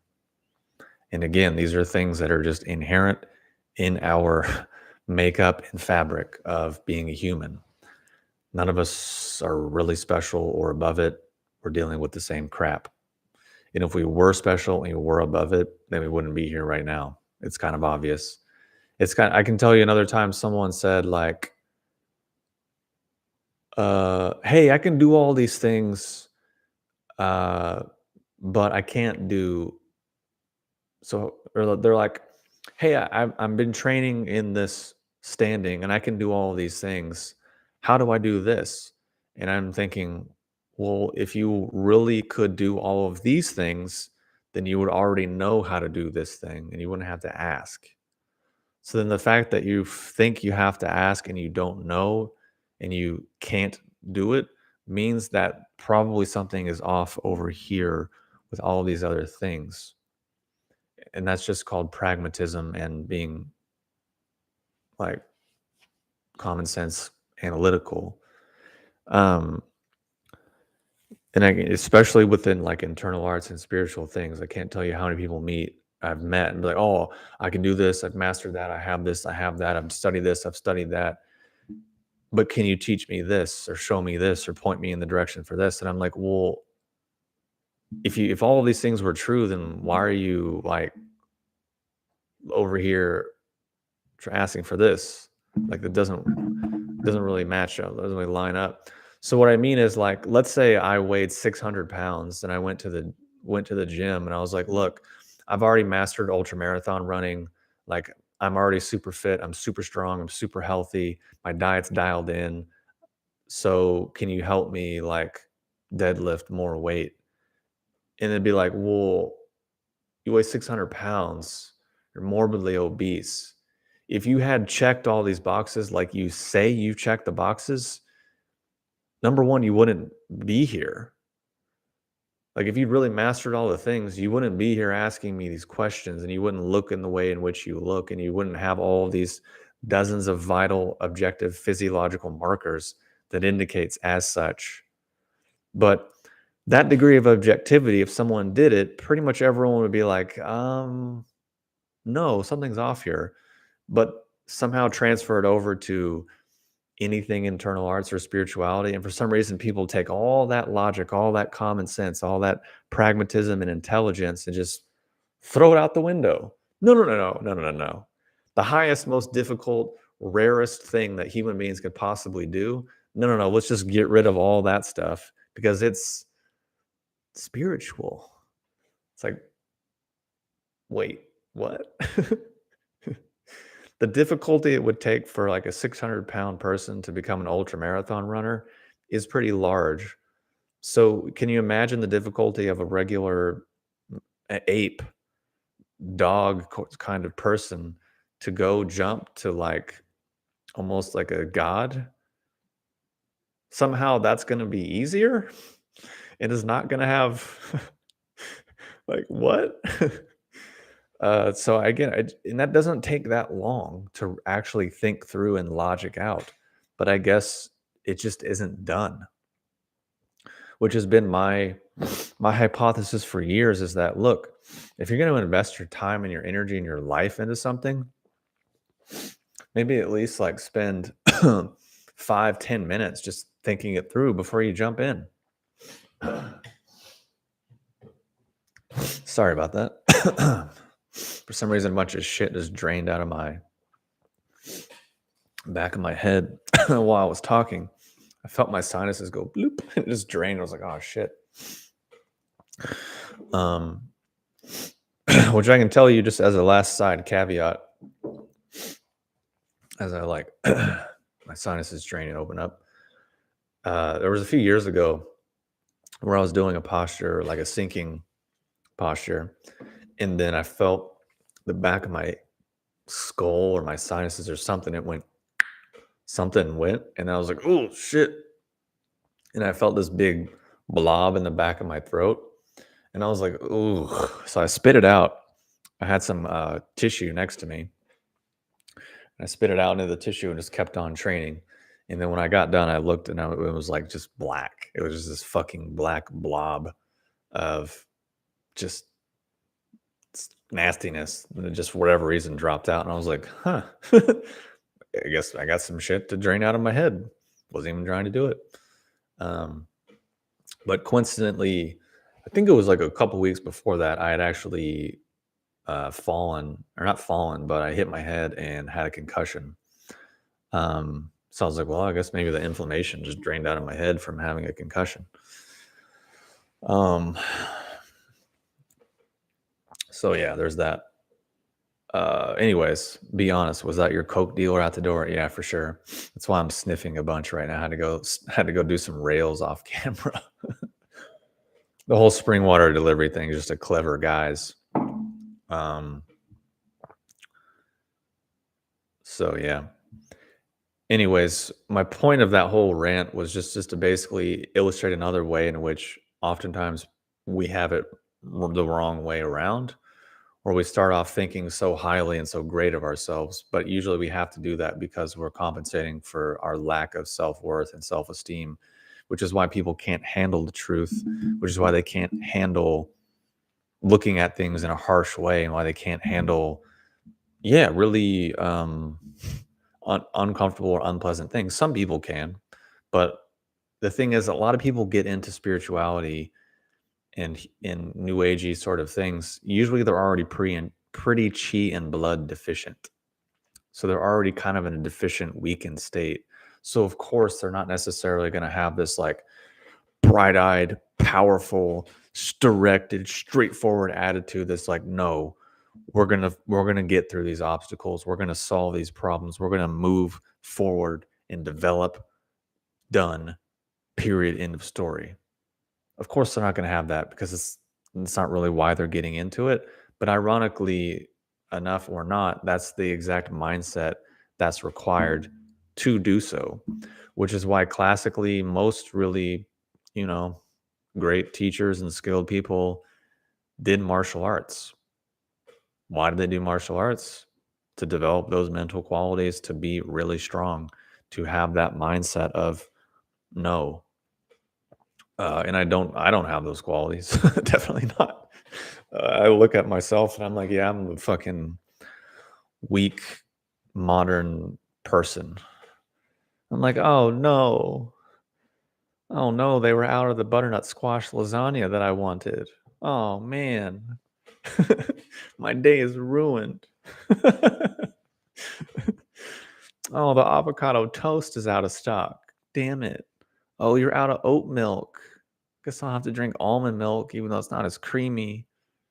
It's like, yeah, that's the world. It's the world we live in.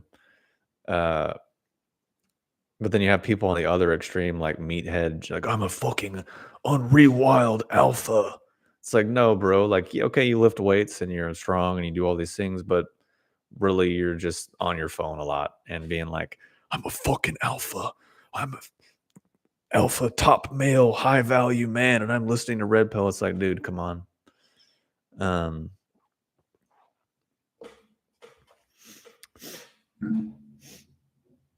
yeah, exactly. Um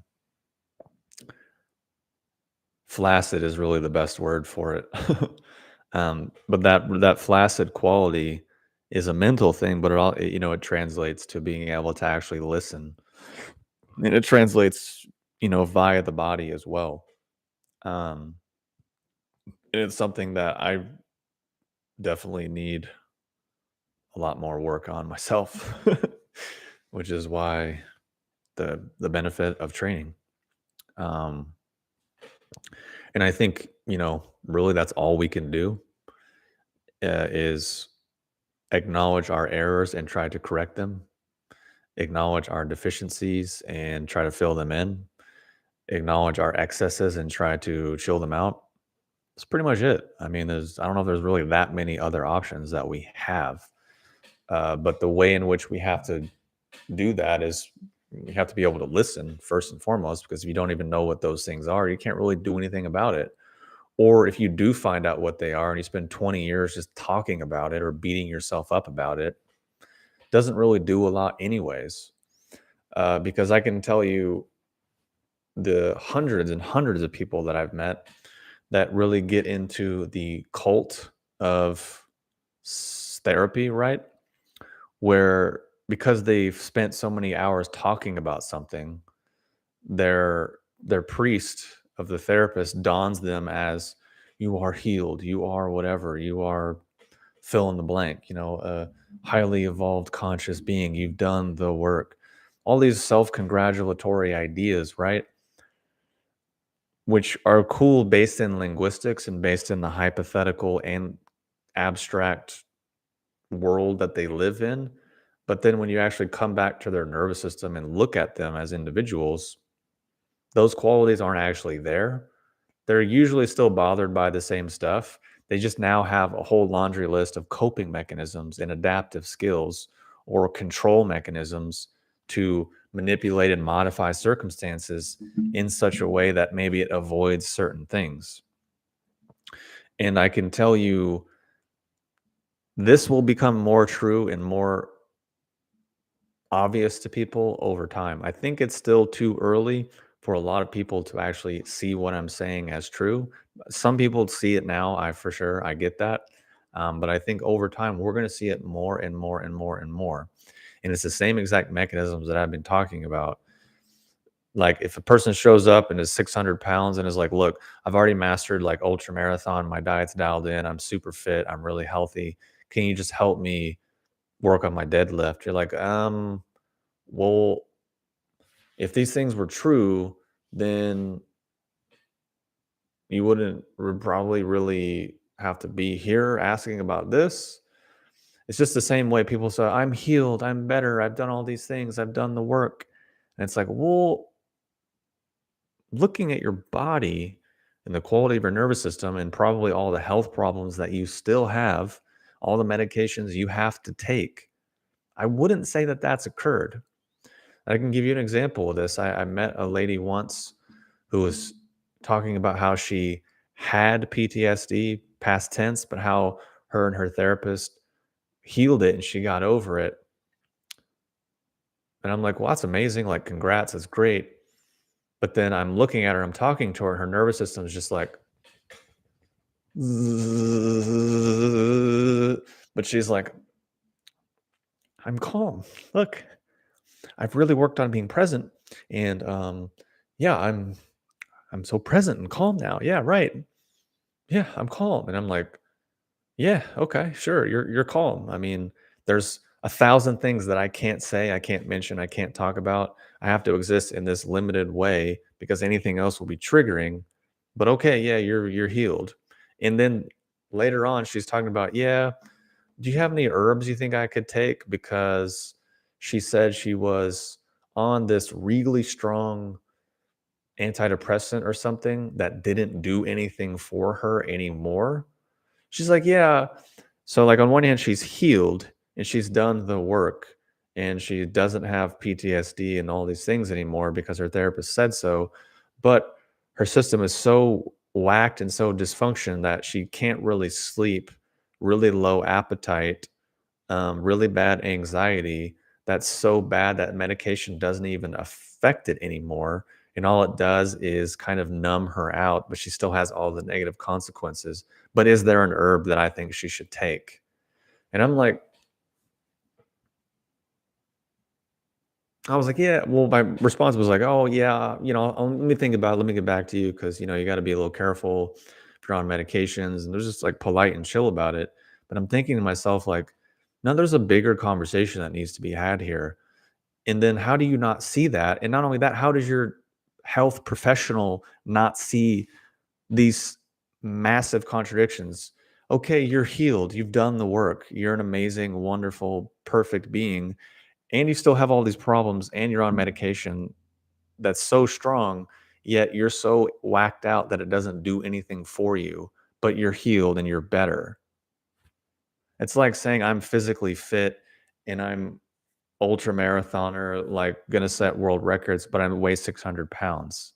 I don't think, hypothetically, there might be a reality in which that is true. I haven't yet seen it, and I don't think that it's actually that true.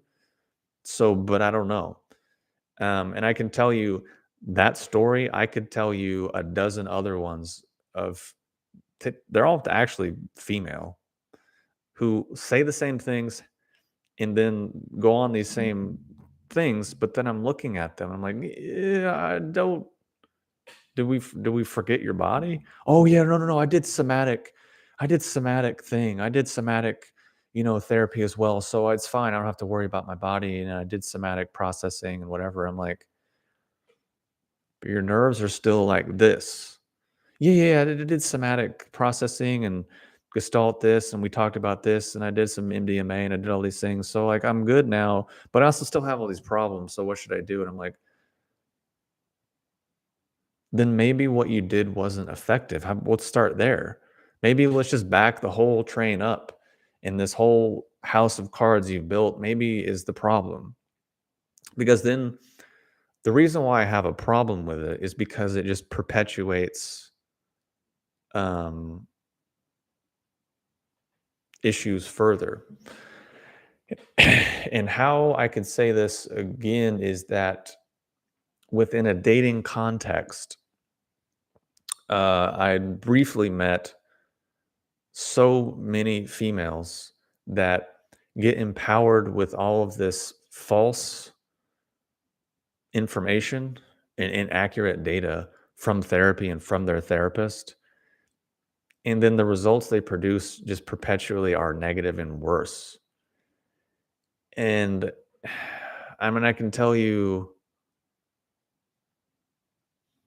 a number of instances where I would express an opinion, be like, hey, I think this is what's occurring. Oh, I'm not going to sit here and listen to this from you because I've done the work and I'm a independent, strong, evolved woman and I've healed all of these things and I've healed my shadow and my trauma and my inner child and I've done too much work and I've come too far to listen to this from you. And I'm like, okay, even though everything I said was accurate and true and I said it in a neutral to kind manner, with the intention of trying to resolve conflict between us in the hopes that we might be able to connect and salvage or improve whatever potentiality was there. But I'm somehow the evil villain in the scenario for trying to solve the problem or bridge a gap to try and establish uh, some degree of connection. So what I'm saying is that has occurred many times. And as this parallel corollary, people do the same thing when it comes to spirituality and new agey sort of things, where they're like, oh, I'm a meditator because I basically leak my chi and put myself in a deficient, weakened state that makes me feel more relaxed. And then you develop that self idea, and then you walk out into the world like, oh, I don't have to listen to this from this person. I don't have to listen to that from that person. I don't have to do this. I don't have to do that. I can't eat this. I can't eat that. I can't go here. I can't do there. I can't do da, da, da, da, da. You have all these negative outcomes, but because your self image is so high, because you're a meditator or a spiritual person, you're not going to see the reality of what's actually occurring. And then if anyone tries to maybe help you in that regard, they're an evil person because you're a meditator, when in reality, you're just making your chi weaker and making yourself more deficient and more dull and more foggy. But it feels good and it feels relaxing, but it's just like being lulled to sleep. And I can't tell you how many times the same corollary thing, right? Is like, oh, wow, I'm a meditator and I've done all these things and I've studied with all these teachers and I've been doing it for so long and I've been doing this and I have all these problems. What should I do? And I'm like, well, maybe stop all of those things. Who the fuck are you to tell me that you're a fucking lowly blah blah blah blah blah blah blah blah blah blah? I'm just like, okay, well, you just confirmed my hypothesis, and I don't know what it is you're doing and what world you're living in. Because if everything over here was true, then these things wouldn't exist. Or if they were true, you would have the profound insight to be able to see into the problem and recognize it and solve it before it was even a thing. I can tell you, I remember one example. This guy wrote me this long email, and I was like, "Hey, I'd recommend seeing a licensed acupuncturist and maybe having them look into like liver qi stagnation, etc." And the response was like, "You fucking blah blah blah. You're a piece of shit, idiot. You're young, and I've been doing this for so many years, and you think you're smarter, or you think you're a know-it-all." I'm just like, "Well, liver qi stagnation, there it is." like like, I don't know what you want me to do in this scenario, my friend. Uh, but it's just what happens in those scenarios is these people walk in with so much rigidity, whether it's the females in the dating context or the new agers or the people in the medical context. They walk in with all this rigidity, all this tension, all this anxiety, all this fixation. And then basically every situation they go into has such a limited set of outcomes and a limited set of parameters that it's inherently self-defeating, and it will never produce the results that they are looking for and will just perpetuate the exact negative outcomes that they are trying to avoid. Just let me draw another parallel, which is tragic and horrible, and you can look into this in for yourself. But there's been a slew of BLM, ACAB, Antifa people that have been the victims of violent crimes in the last few months. There was a guy just recently in New York who got stabbed to death randomly on camera in the street, and this person referred to themselves as the CEOO of Antifa and had all this like anti-police kind of ideas throughout their social media. And then their girlfriend sat there and watched them get murdered and bleed out. And their girlfriend refused to cooperate with the police to protect the rights of the criminal. And there's dozens of stories like this. There was like another lady in Minneapolis, I think it was, who for years talked about how they don't need police, they need to defund the police, they need to get rid of the police. And then she was assaulted by, it was either homeless people or something like that. And then she blamed the police and complained that the police didn't do anything, they didn't respond, they didn't act in time. And it's like, well, did you ever consider the outcomes of the exact beliefs and actions that you were taking? And this is just another example where, for whatever reason, people get into these ideas, they get into these concepts that are so self defeating and so rigid that they actually just produce the negative outcomes that they claim to be against. But because their identity is so invested and they're so emotionally stimulated by it, they can't see it and they won't see it because they're completely hypnotized. So, this is something that's in people. It's something that seems to be getting worse.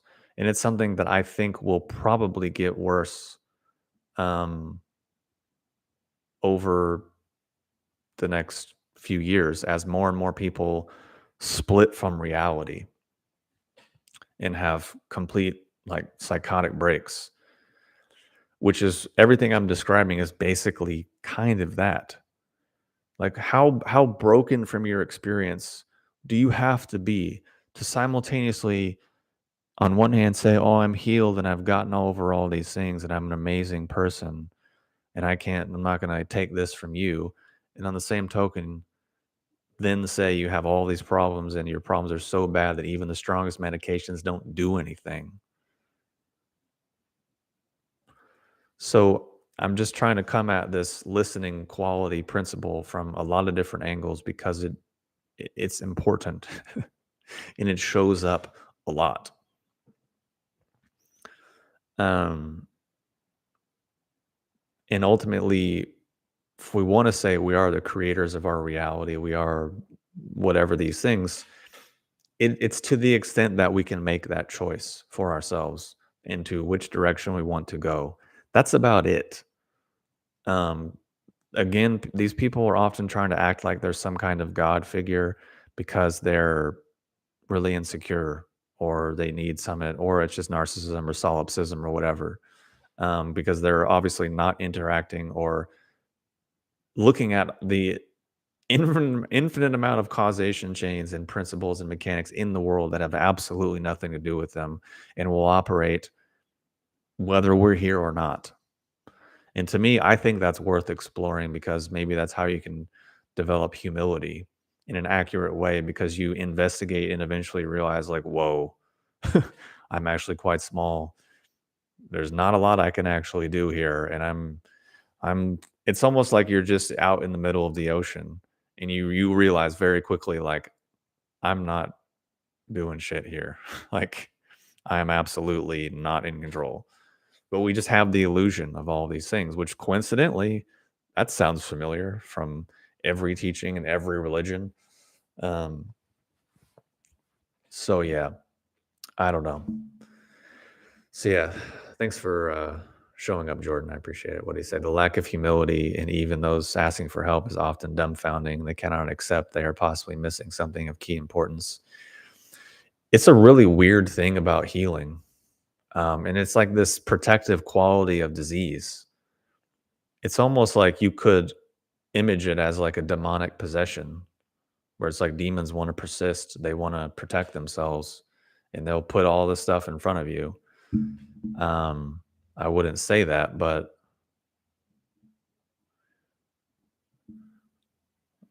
curious what about meditation is draining? Is it if we meditate when using cannabis? Well, using weed in and of itself is draining and will imbalance your body 100%. There's no way around it. That's what it does. That's what it is. Occasionally in small doses, kind of micro dosing, that's one thing. Smoking weed, getting high. The reason why you're high is because it's imbalancing and draining your body. And it's not in any way, shape, or form possible to actually meditate when using cannabis. That's just not a thing. We would have to have another whole separate conversation about what a meditation actually is, what it actually means. What people usually mean by it is just lulling themselves into some kind of trance or some kind of like relaxed, weird state. That's not actually meditation. That's just lulling yourself into some kind of state. My point is that people are just doing that, and then that is feedbacking that quality back to your body because the mind and the body are connect. The more dull and foggy and whatever dispersed quality you're giving, you're putting back into the body. which would just weaken the body. Same thing with Tai Chi. The most people, if they really, really do Tai Chi, it actually just makes them weaker, which they interpret as being more relaxed, but it's just making them weaker. So it's again, it's a whole other ball of wax, can of worms, set of confusion. It's kind of like you are what you eat, you are what you practice to a degree. Um, People are practicing like just again, really kind of fuzzy, weak, sort of spaced out, blurred out kind of things. So then that just tells your body space out, blur out, disperse.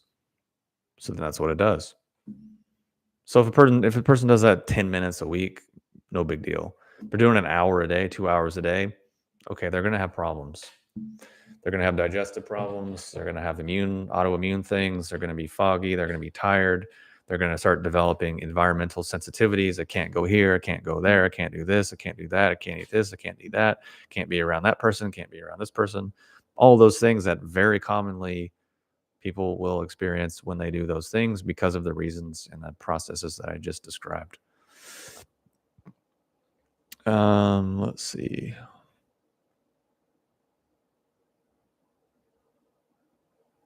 But again, my intention isn't to be a dick or put anyone down.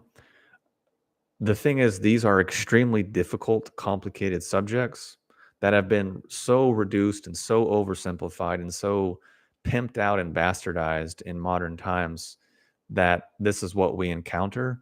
So, of course, there's going to be confusion. So, it's just like if we were on here talking about the most complicated mathematics, then of course there's going to be a lot of confusion because it's really complicated mathematics that you have to be such a high level to really understand. It's just part of being human.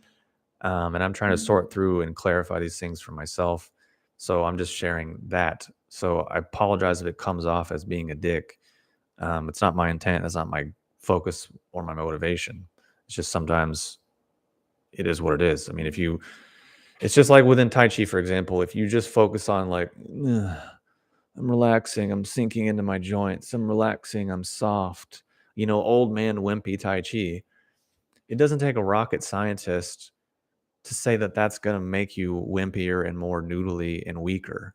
Versus if you actually start to develop Pung and really good qualities from the I Ching Jing that makes your body strong and conductive and vibrant and your mind becomes focused and like then that will start developing those qualities which that will make you stronger and healthier.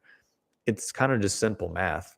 It's simple math if you know, and it's not simple math if no one ever pointed it out and no one ever mentioned it and you were never exposed to it. So it's just depending on where we're coming from.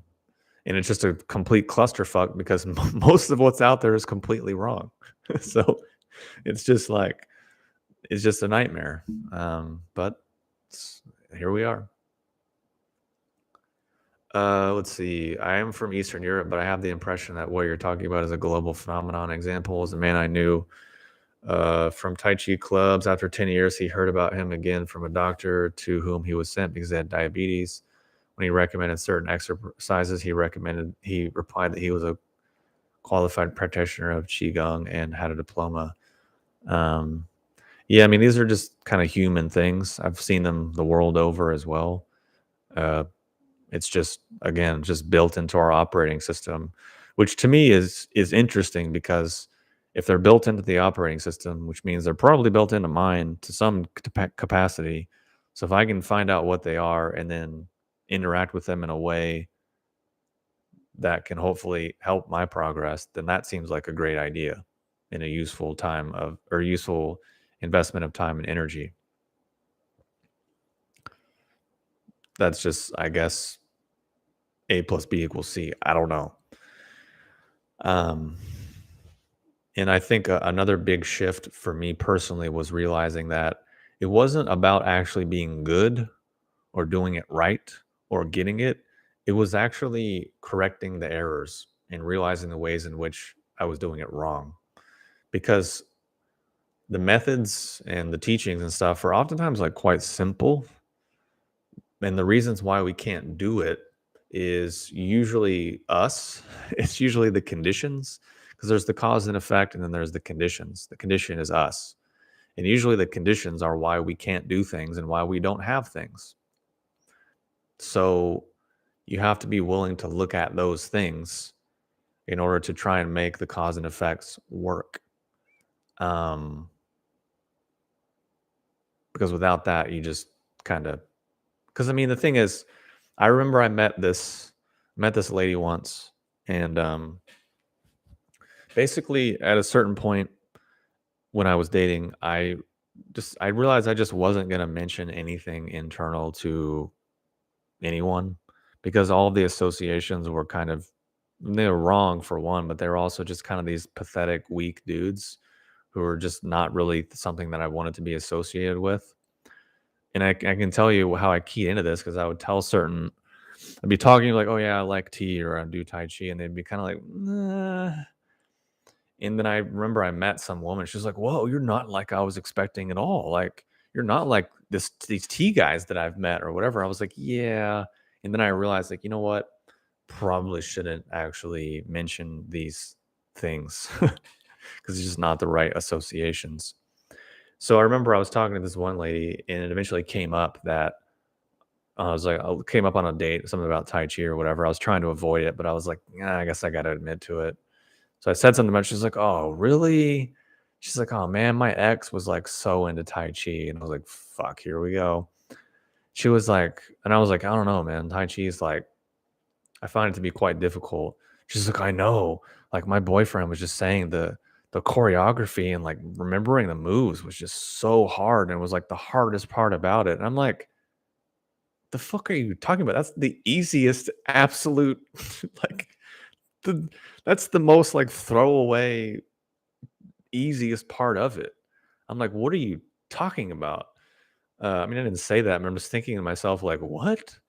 And then I just realized, like, "Oh yeah, this is the world people are in." She was like, "Yeah, but he studies with like this really great master in Portland," and I knew who the guy was because I'd seen them at a local park training people in like Xingyi and Bagua and Tai Chi, and it was just so cringe. And I think I was there one time before I really knew what they were doing, before I saw them. I was like kind of doing something over by a tree for a minute. And then the guy, I guess, saw me and like came and interjected my path and was like, "Oh, hey, saw you doing some whatever over there. You know, I'm a Tai Chi master. I have a group over here. I teach Xingyi, Bagua, and Tai Chi, and I'm a master and I've been teaching for 15 years." And I was like, "Oh, super cool, man. Like, appreciate you, saying hi, and like, maybe I'll check it out sometime." Meanwhile, I'm thinking like, no, like absolutely not. um, but my point was that this lady's ex studied with that guy, and he's basically, "Oh my god, memorizing the form, getting the movements right is like the hardest part." And I'm thinking, I don't know. I thought like sinking and releasing everything off the bone and like maintaining the correct qualities in maintaining all of those qualities while actually moving through release and not making all of the myriad of mistakes. I thought that was the hardest part, while also enduring the most uncomfortable, brutal internal stretch and internal weightlifting that you've experienced, and trying to maintain that actual focus and absorption in your body and not letting your like. I thought all of these other things. To me, that was the most difficult part. But this guy is saying that like putting your arm here is like insanely difficult. I'm just thinking like, well, wow, my arm's here and now it's here and now it's here and now it's here and now it's here. Whoa, and now it's here. Now it's here. Like, that's like, it's not that difficult, dude. It's like not, I don't know. I mean, I guess if you never did anything with your body before, sure, but it's like, but it just reiterated to me, all right, don't just stop, just don't talk about this shit in a dating context because these people just, it's just going to build all the wrong associations and all the wrong connotations. That's also why I decided to stop trying to date people in that world at all, because I'd rather have people have no interest and no frame of reference rather than having all of the complete wrong frame of reference. Because what I would notice is I would try to talk and say, "Oh, well, here's what I've been doing. I've been studying with this, or I did that. And they'd automatically be like, oh, yeah, I did that. Oh, yeah, I can do that. Oh, yeah, I did this. Oh, yeah, I did that. Oh, yeah, I studied with this master. Oh, I know this form. I know that form. Da, da, da, da, blah, blah, blah, blah, just all this stuff. And I'm like, all right. And I remember one time I was hanging out with this person that was my friend. I'd known him for a little bit longer, and they're kind of going on and on about this stuff and their master and blah, blah, blah, blah, blah. And I was like, I just started saying, like, well, did they explain what this meant? No. Did they explain what that meant? No. Did you learn this? No. Did you learn that? No. Did you learn this? No. Did you do you actually know what your qua is? No. Do you know how to do this? No. Do you know how to do this? No. I asked them about 20 to 30 questions, and the answer to all of them was no. And I'm thinking, then what are you learning? What are you doing? Like, in the fact that what it wasn't obvious to that person, and that didn't spur, oh wait, what do they mean? What are they talking about? What is that? What is that? Where does that come from? Why do I not know that? Why do I not know what that is? Why do I not have that in my body? Why can I not do that? The fact that they had none of those responses and instead sat there completely confident within, I study with a master and I do Tai Chi and I'm a Tai Chi master now. Look at me. And I'm like, and I'm the arrogant one. Like, I'm the arrogant one in this situation. Really? Okay. Because if the situation was reversed and I met someone and was like, hey, can you do this? No. Can you do that? No. Do you know this? No. Do you know that? No. Do you know that? And I'd be like, well, do you? Oh, you know? Okay, well then fucking tell me. Teach me because I don't know this shit. And now I know that I don't know it. So I'd like to actually learn it. And if I can look at you and be like, oh yeah, yeah, yeah, yeah, that all seems to be actually true and lining up. Yes, fucking tell me. I want to know. Or at least I want to investigate enough to see if are they even full of shit, or like are they just deluded like all of the people that I've been talking about, or do they actually really have it? Because I'm happy to admit I don't know. I'm happy to be wrong. I'm happy to admit that I suck. I do that every single fucking day. It's like training and being like, yeah, I don't have this fucked and that's not right. I gotta get this, gotta get that. Okay, made a little progress here, but this is still fucking pathetic. I need to be doing blah, blah. It's like, okay, fine. That's fine. Whatever. That's normal. So it just boggled my mind and harkens back to my sheer disappointment when I really moved to Portland and started really interacting with a lot of people in these worlds. Um, I just realized the amount of fantasy and just self-absorbed nothingness, that there's no skill, no transformation, no oomph, no power, nothing. Um, so yeah.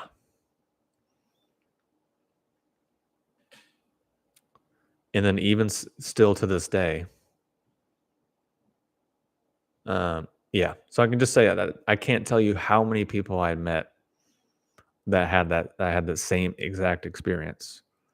Um, so yeah, it's just another way of trying to come at listening and reiterate the point and the principle. And I I apologize to those that are bothered by me sharing so many stories and personal experience, but I'm a person and I'm individual, and that's what I have and what I know. And you're a person, you have individual, you have your own experience. So I don't know what else I'm supposed to base it on.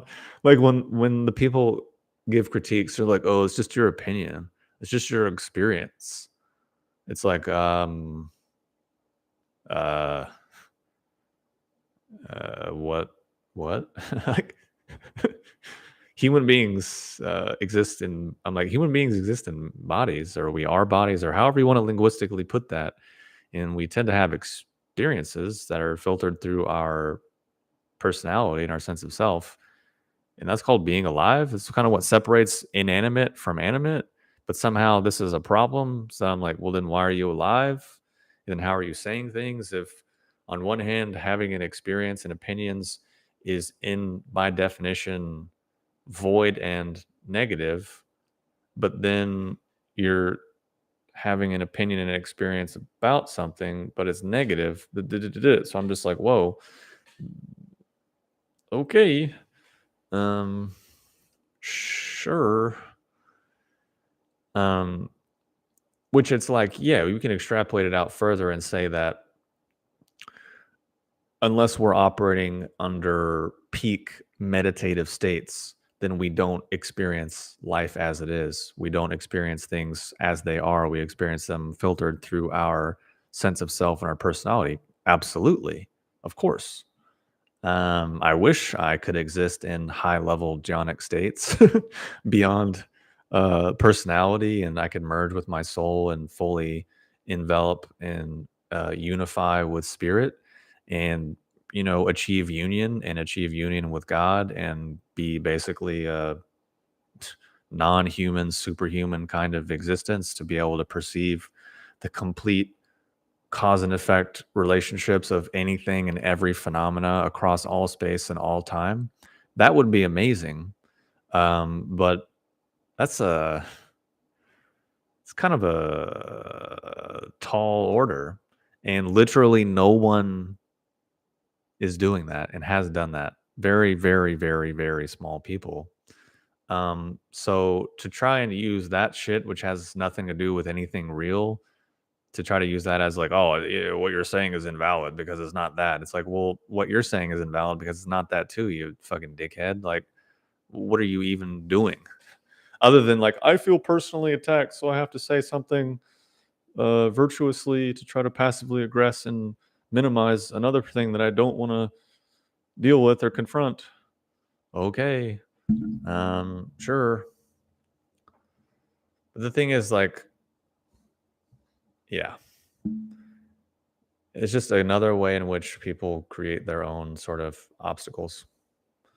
Just leave it at that. So yeah, what you're saying isn't true because you're not a fully enlightened being. Like, well, then what you're saying also isn't true because you're not a fully enlightened being.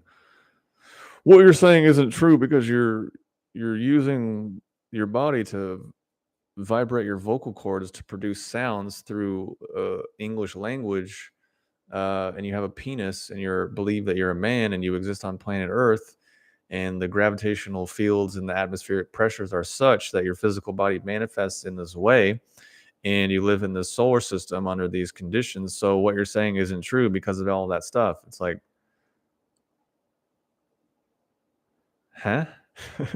Hypothetically, under another imaginary scenario beyond these circumstances that we actually exist in, I imagine a world that doesn't operate under those things. And what you're saying in that imaginary, hypothetical fantasy world isn't true under those imaginary fantasy conditions that I've personally, subjectively invented in my own imagination by myself. And now you're wrong because of that. And I think that you can sum up a lot of disagreement and misunderstanding that humans have from that. It's just like comes down to that, really. But anyways, this is a lot longer than I had anticipated already. Um, but I was honestly just a little bit annoyed myself, uh, because I did a bunch of bung chuan yesterday. Which, if you don't know what bung chuan is, it's basically like wood element fist from Xing, and it really works the liver, like really works the liver.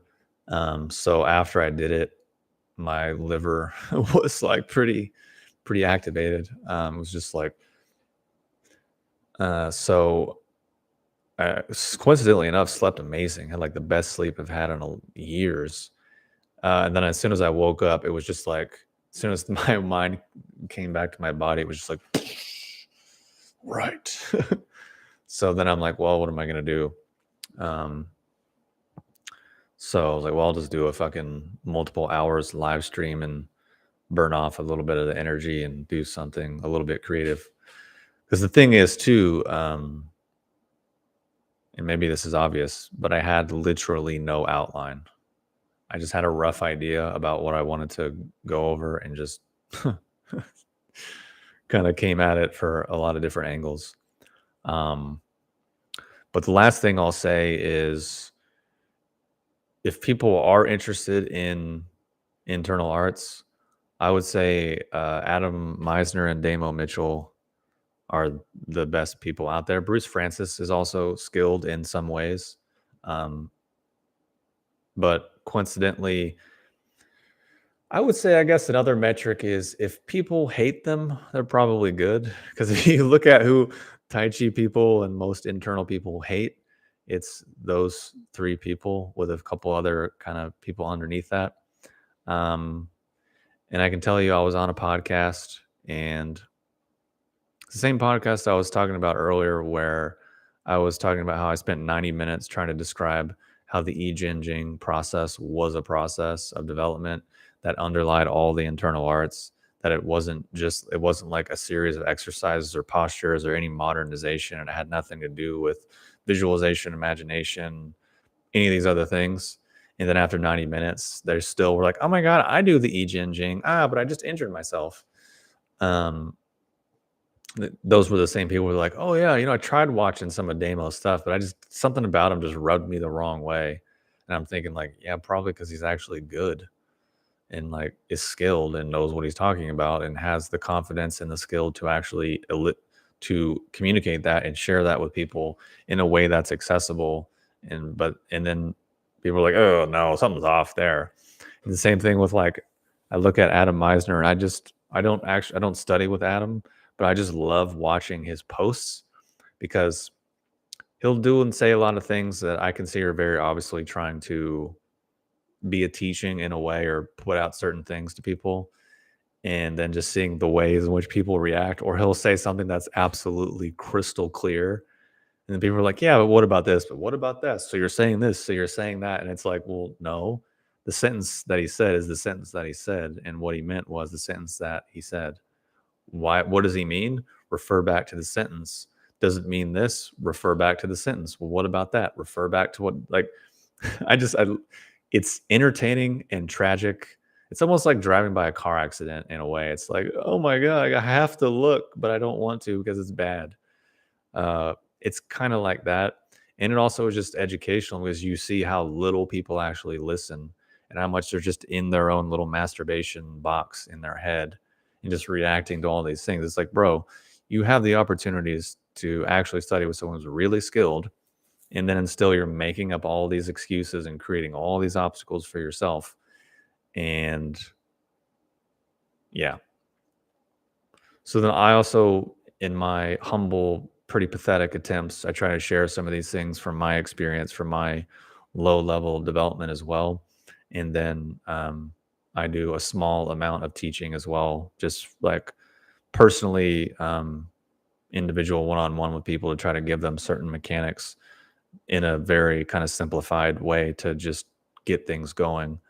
Um, that then they can then branch off into other things, just because at least for me I had to do that for myself because there's so many things to practice, so many things to study, so many things to listen to, so all these different things, but then actually bringing it down to the actual core of what makes any of it work, um, which is actually having chi. Funny enough, it's almost like in order to do qigong you actually have to have chi. Or like, in order to actually really do Tai Chi, even though the Chi and Tai Chi is different, you actually have to have some Chi to actually do it. And then the more you have, it's like, whoa, there's a lot more going on. There's a lot more actually happening. I can actually kind of sort of do this or do something like Xing Yi and be like, oh, I actually have some Chi. So things actually happen now. It's weird.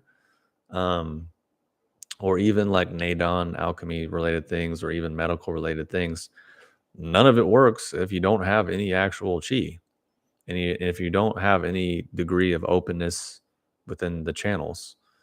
There, you just have to have those things, and then have to have the mental qualities that go along with developing those things. And they all kind of feed off of each other. It's like if your channels aren't really that open, you can't really build chi, but then you can't really open your channels if you don't have chi. And then you can't really do either of those things unless you have certain degrees of mental qualities, but then you can't build the mental qualities unless your channels are open enough, and you can't build that unless you have enough chi. So it's like they just really form this weird um, interrelated feedback loop. And so to go back what I was saying earlier about the lengthening thing that I talked about in the videos, that's why I said um, it's not like a practice or a mechanic or an action. It's a side effect of a bunch of other things, being those three things that I just talked about primarily. And then also developing the awareness of your body to be able to differentiate different tissue layers. Like, can you perceive all the different layers as different than the other layers, or is it just one blob, or just nothing? Is it just concrete? It's like I can't feel any of it. I can't feel it doing anything. And then, because it's funny too. I'll meet people and be like, "Oh yeah, I can do all that. Yeah, I can do all that. Yeah, I got that." And I'm like, "Okay, well then why are you here? If you can do all those things, you've already mastered everything. And like, why are you even concerning yourself with this endeavor?" It's like, well, okay. So I just mean the results are usually quite. Why I say that is because usually the results and outcomes are quite clear, and if you don't know, it's usually because you can't do it. You can't do it because you're not at the level to do it. And maybe you're not at the level to do it because a number of different reasons. Maybe no one told you, no one pointed it out, you don't have the method, or you don't have the teaching, or you don't have the conditions right, or you don't practice enough. Like, it could be a bunch of different things. But it all becomes quite clear at a certain point to where it's just kind of hilarious in a way. It's almost kind of a joke, but like a really a really tragic, rude kind of joke. But then it very quickly gives you a point of contrast that makes it abundantly obvious that most people live in an abstract fantasy world that has no real tangibility to it. Like so many of the examples that I've given throughout this whole live stream. And then it makes it clear to you, hopefully, the way in which you do that as well, um, to varying degrees, which I think is really where the rubber hits the road. Because yeah, I mean, it's easy to find fault in others, of course, but then you also have to turn that around on yourself and see, well, am I doing this too? Shit, damn. How can I not do this? How can I correct this? How can I fix this? How can I change this? Um, that's pretty much where the rubber hits the road, and which I think is useful. Which ties into the last thing that I'll say, which is what I said earlier, which is really all we can do is correct our own errors and try to improve them. But first, we have to actually find them and look at them and see them and understand them to be able to calm the excesses and fill in the deficiencies. But if we're not even able to do that or willing to do that, then those results and those effects will pretty much never occur. And I don't say this just for clarity's sake. I don't say any of this because I believe myself to be any type of evolved or skilled or attained whatever. To me, that's just logic, like simple logic and pragmatism. If you do certain things will arise. If I go outside and it's raining, I'll get wet. That's pretty much the level that it is. It's really not very profound. Um, like, yeah, I mean, if I was sitting here levitating and there was fucking fire laying around my skin, or I was like Buddha boy, okay, cool. But like this shit I'm talking about is not even, it's again, dog, human, primate, low level stuff. Like that's it. Um, so I say that because people really get some of these things twisted, and be like, oh, Tai Chi and Qigong and all these things, it's so incredible and otherworldly. And da-da-da. I'm like, well, it isn't, because if it was, then it would be. If it was otherworldly, then it wouldn't be